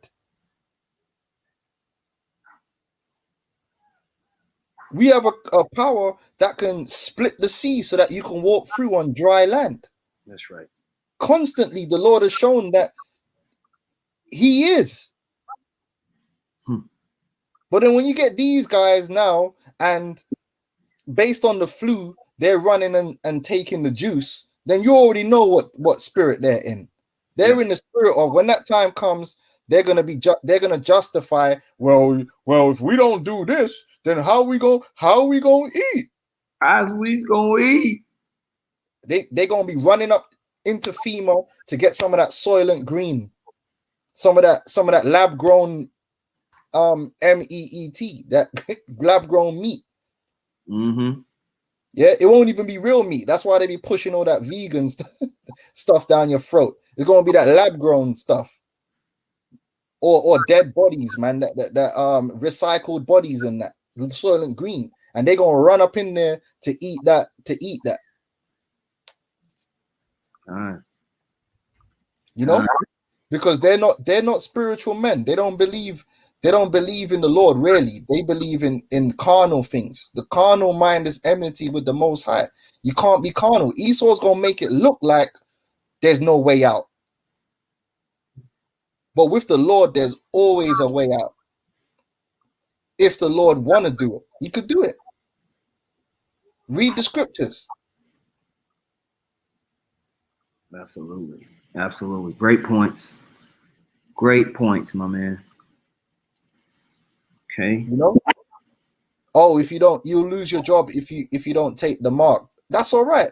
It's okay. I ain't like this job anyway. That should be your mindset. I want the Lord is gonna provide a way. Trust me. He's not gonna forsake us. He's not gonna forsake the seed of Abraham. He's not gonna forsake his elect. He's not gonna let Esau get the victory and just kill all of us. Is that what you think is gonna happen? Nope. You should rejoice, because that means that you know that the Lord is gonna come and mess. He's gonna take care of his children. You're gonna like that. There was one video, I don't know if you saw it. There's a video on YouTube where you got like the lion, because the scripture calls Yahushua the conquering lion of Judah, right? And there's a video where you got this lioness, and I got kind of emotional when I was watching it, because she was the lioness was by herself, right? And just surrounded by hyenas. And it, basically she was done for. You know what I mean? And the hyenas were coming, and the lioness had to lay down its legs on the floor so that they couldn't grab a leg and break it.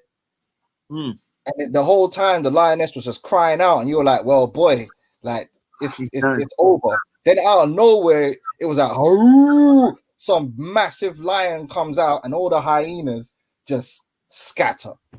Wow. When the lion turned up, because the lion ain't no joke. That's that's what it's gonna be like for us when Yahushua comes. We're gonna be surrounded. It's gonna seem like, wow, this is crazy. All this madness is happening around us, and then the Lord's just gonna turn up and just deliver his people, man. Yeah. See, the Most High is gonna catch Esau in the height of his pride. All right, and he's in control, or he feels that. If you watch Charles Schwab, we just played the clip of Charles Schwab talk about the Fourth Industrial Revolution. One of the main things that I saw was pride. It's going to be very tough for other corporations and nations that do not go digital to be able to thrive in the next Fourth Industrial Revolution. He really thinks in his mind, like, they got it. Like, in his mind, you ain't getting out of what I got. But Esau is going to be taken down in his pride. Yahweh Shem Yahushua is going to protect. Very good scripture, GMS Spiritual Arc 144. Put Job chapter 5, verse 19 through 23.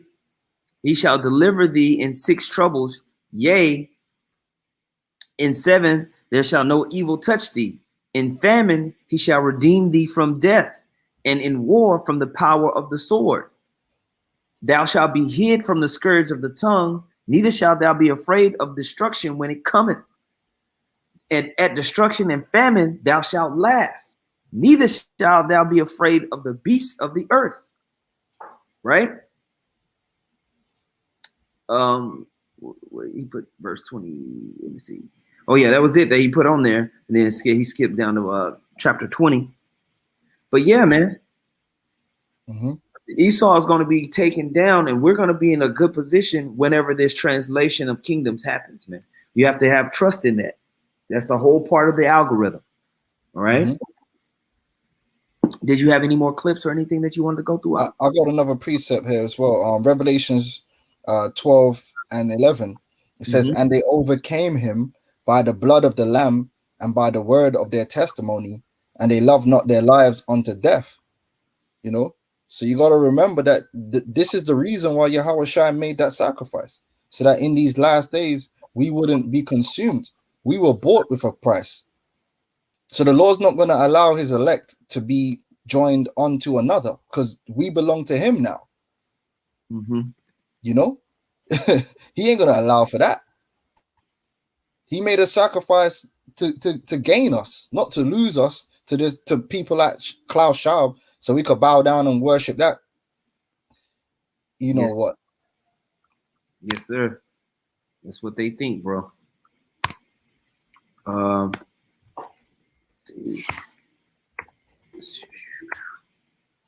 to see if I can. That's not really what I want. I want to go over now into, but really we've touched on it pretty much this whole time.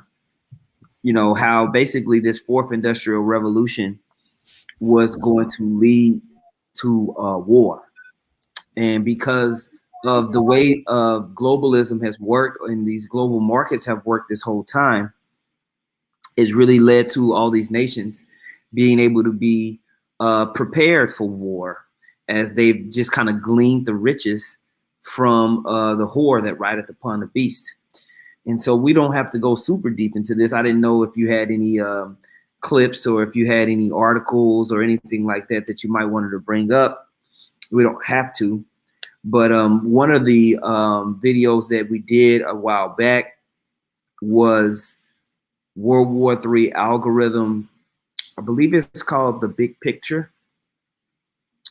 And in that algorithm, and we also have one called the Perfect Storm.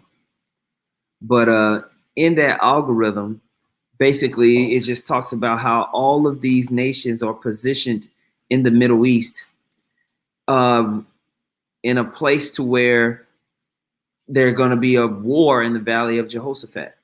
Okay.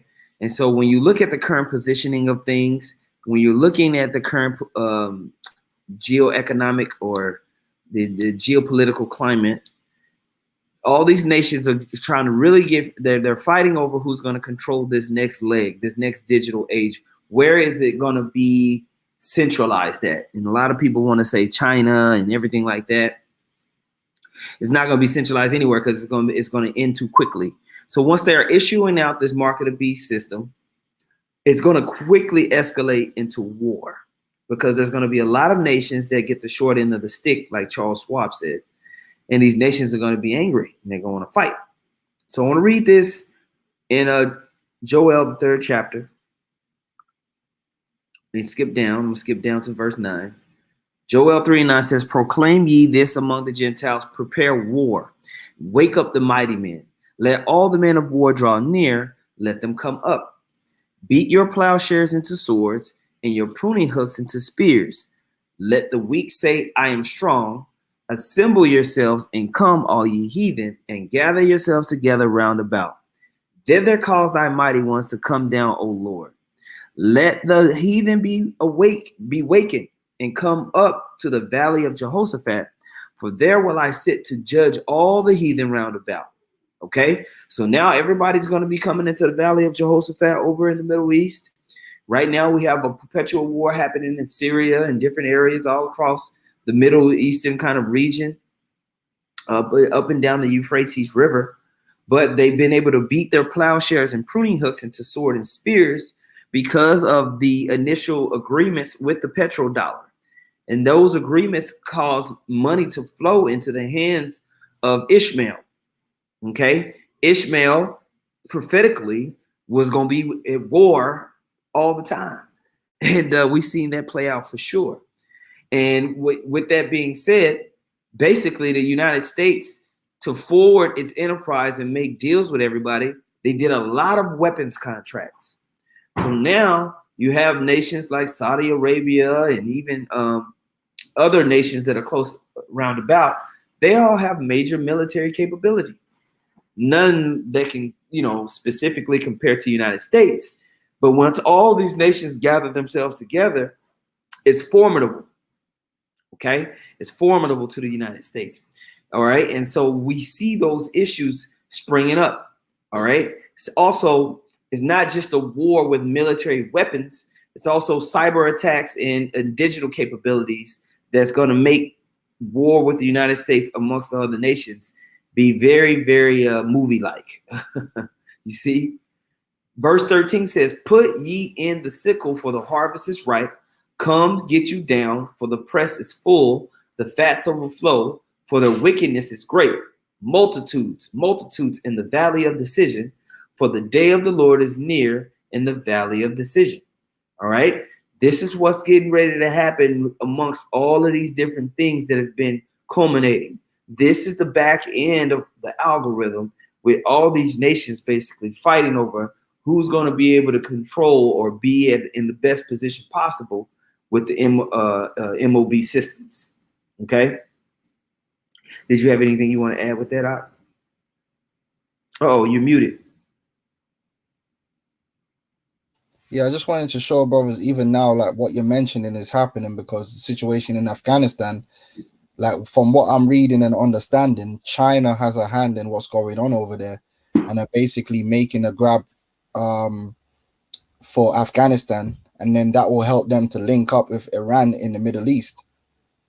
Because, you know, that whole region is connected.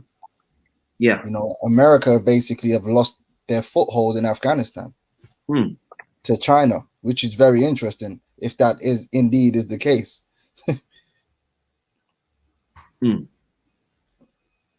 Yeah, so I've just got an article here that I'm reading that's kind of outlining that information. So it goes into what you're saying with the petrodollar and all these things are happening, man. Big moves are being made.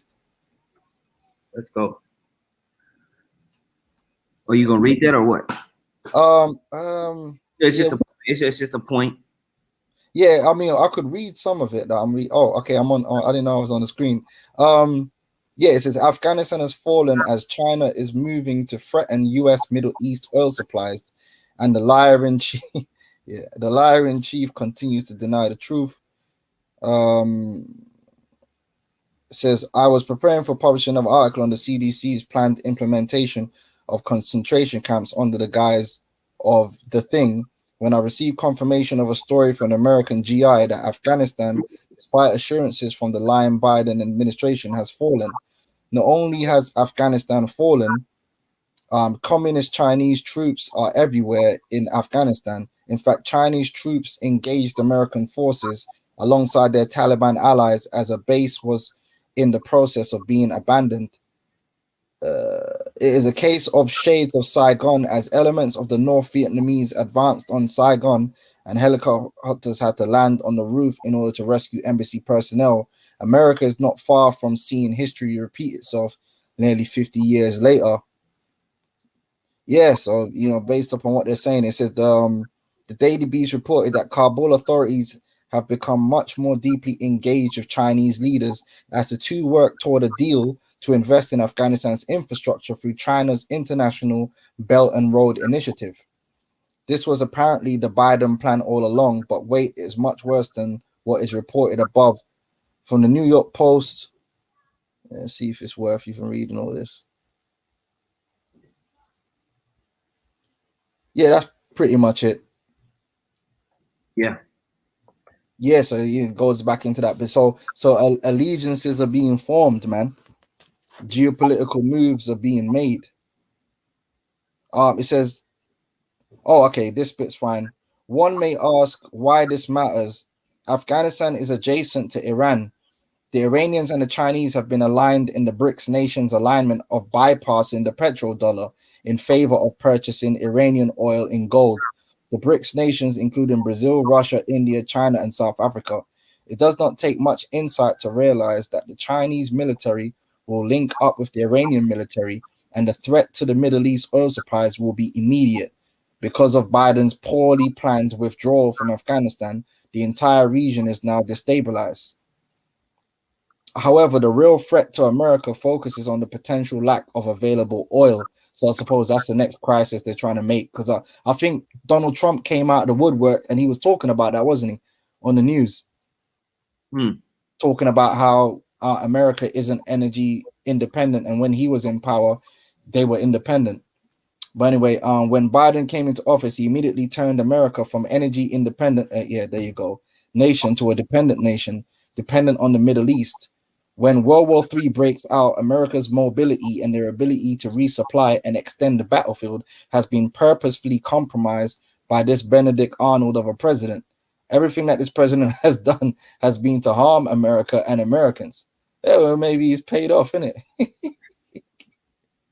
Yeah, that's pretty much it. Anyway, hey, we read about these politicians, man. But yeah, this is a quick article that I had from the express.co.uk.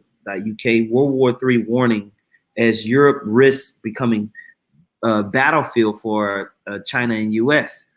It says World War III warnings were sounded after a China expert claimed that Europe risks becoming the new battlefield for China and the U.S. as Beijing pushes ahead with its Belt and Road Initiative investment in EU nations, right? So they're pushing, having these type of trade agreements which shift outside of the U.S. It says diplomatic tensions took a fresh turn this week after China urged the EU to make an independent judgment of Beijing free of the U.S. In a phone call with the German Chancellor Angela Merkel, China's President Xi Jinping spoke of the challenges his country faces in providing new development projects. According to the state broadcaster, CCTV said, at present, China-EU relations are facing new development opportunities, but also different challenges, right? China's development is an opportunity for the EU. We hope the EU can make the right judgment independently and achieve strategic autonomy in the real sense. Tensions between China and the U.S. have increased since Joe Biden entered the White House in January. Things risk becoming worse as China sets its sights on Europe and the rest of the world in its ambitious Belt and Road Initiative, also known as the New Silk Road, right? And so this is how those tin horns, cause problems. Goodness gracious, yuck, right? So when you go to Revelation, the 17th chapter, and the 15th verse, he says, in the 16th verse, it says, "In the 10 horns which thou sawest upon the beast, these shall hate the whore, and shall make her desolate and naked, and shall eat her flesh and burn her with fire. For the Most High have put in their hearts to fulfill his will, and to agree and give their kingdom unto the beast, until the words of the Most High shall be fulfilled. And the woman which thou sawest is that great city which reigneth over the kings of the earth." So it says that the 10 horns which we saw upon the beast, they're going to hate that whore, right? And it all goes back to trade agreements and everything like that. But we see here how these things kind of culminate within the World War III algorithm. It's a buildup, right? So, Germany, France, we always mention these two nations because they're always at the forefront of having issues with diplomatic decisions that the U.S. makes because it hurts them economically a lot. Okay? Now, going back to the article, it says, the plans look to open up and connect the world via ancient trading routes with ultra-modern technology and infrastructure. The belt will follow overland routes from China across Central Asia and the Middle East, up through Europe, while its road will carve out new maritime routes west to Africa and through the southern Europe with the hope of establishing new infrastructure through the Balkans and Central Europe. This is where Russia comes into play as well. Beijing has already signed an investment deal with Italy, the first G7 member to do so, and a founding state of what is today the EU, right? It says China also owns it's funny how, what's in Italy? Rome, right? It's a founding state. It says China also owns the port of Piraeus in Greece and has considerable influence in Trieste, a vital port in Italy that marks the beginning of the journey for millions of Chinese products flooding into southern and central Europe, right? And so these type of issues create tension, create arguments in the backdrop that can lead to the Most High putting an evil thought in the minds of the leaders, all right, which will culminate in what? Armageddon, war. Okay. Yeah. And it's nothing strange because if you go back in history, we always learn from history. World War One, I got an article here that says 4 countries that switched from the Axis powers to the Allies. Right, one of those countries was Romania. Romania switched sides. It says at the start of the war, Romania was allied and Poland and pro-British.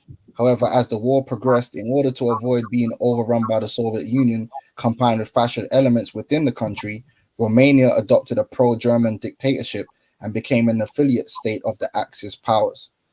So that's Romania. Bulgaria did this similar thing.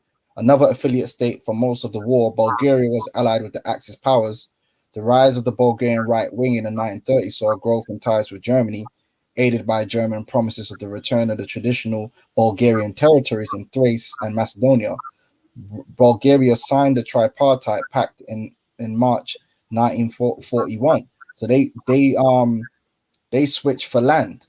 You know, different guys switch for different reasons. Finland is another one, and Italy's famous. I think they switched like 3 times.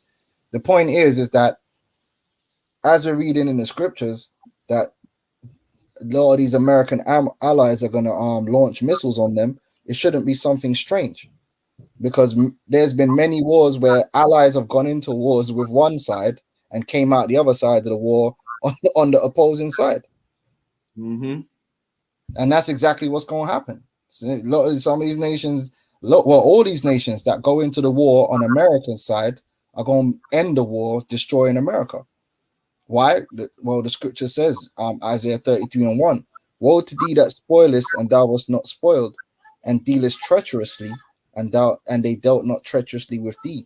When thou shalt cease to spoil, thou shalt be spoiled, and when thou shalt make an end to deal treacherously, they shall deal treacherously with thee. So a lot of these American allies, well, all of them in Europe, there's gonna come a point where they're gonna flip sides. Yes, some sooner than others. We got to see how it's gonna play out. Absolutely. You know, we're gonna see this thing culminate, man. All right. So, hey, this is the algorithm. This is the big play. Did you have anything else you wanted to touch in on, Ak? Nah, just not algorithm related. I mean, this is some miscellaneous news while brothers are here. China's having more flooding again, and the Three Gorges Dam once again is in great danger. So that's something to keep an eye on, because that Three Gorges Dam is very important infrastructure for China. There's a lot of things that's gonna happen in these last days, man. Yeah, which that flooding could cause a huge supply chain issue. Oh, massive! Most of the factories are on that downriver from the Three Gorges Dam, Wuhan and all that. Yep. And so they might even blow that dam just to force it to happen. That's what I'm saying. It could be false flag. So, something to keep an eye on. Yes, sir. There's a lot of things going on right now, but yeah, that's just one article that I had there. But yeah, I ain't really got nothing else. Hey, man, this was beautiful. I had a great time, man. Like, I'm having technical difficulties, but I still had a blast doing this with you, brother. It's always a pleasure to be able to work with you and bring out this information and its knowledge. I appreciate each and every one of you brothers and sisters that was here. All the brothers that posted information and comments, and it's much appreciated, man. So we're going to continue on with this. We're going to see what happens towards the end of this year. We already know that we foresee future lockdowns happening, and them continuing to make the gradual steps needed to push the MOB systems, man. And so be mindful of your heart and your mind, and just know that Yahweh Shem Yahushua is going to take care of us as things get darker out here. It's going to get darker. So we just got to keep staying on and keep pushing. Did you have any closing statements? I just found some crazy article on CBDCs, but yeah, man, listen, all this stuff is coming together nicely, man. All the prophecies exactly like how the apostles told us, man. And as we're getting closer and closer, we can see it more clearly, and we're bringing out the information. And these scoffers and scorners, they really ain't got nothing to say. Mm-hmm. You know, the only thing that's left for them is to just take the chip, because, you know, come on, it's clear. You know, we weren't talking about CBDCs like 4 years ago, but it's like now this has come to the forefront, and now we're seeing even clearly. Oh yeah, look, that makes sense. We were talking about digital money, but now we see the, you know, how it's really unfolding. So Absolutely. So, I'm gonna man, post this link that I got here in the comment board. It's just an article I just found. So you know, those of you watching, you can well, I can't post from here. Well, send it to me, and I'll post it. Yeah, okay, I'll send it in the private chat. You could check out that article seems good. It goes into a lot of the details surrounding CBDCs and why, you know, it's very insidious. Boom. Okay. All right, man. So with that, man, call halal Yahweh Bahashim Yahweh. Double honors to the apostles and elders of Great Millstone. Much peace, love, and salutations to all of you out there pushing the word, sincerity, and truth. Shalom. Shalom, man. Shalom, man.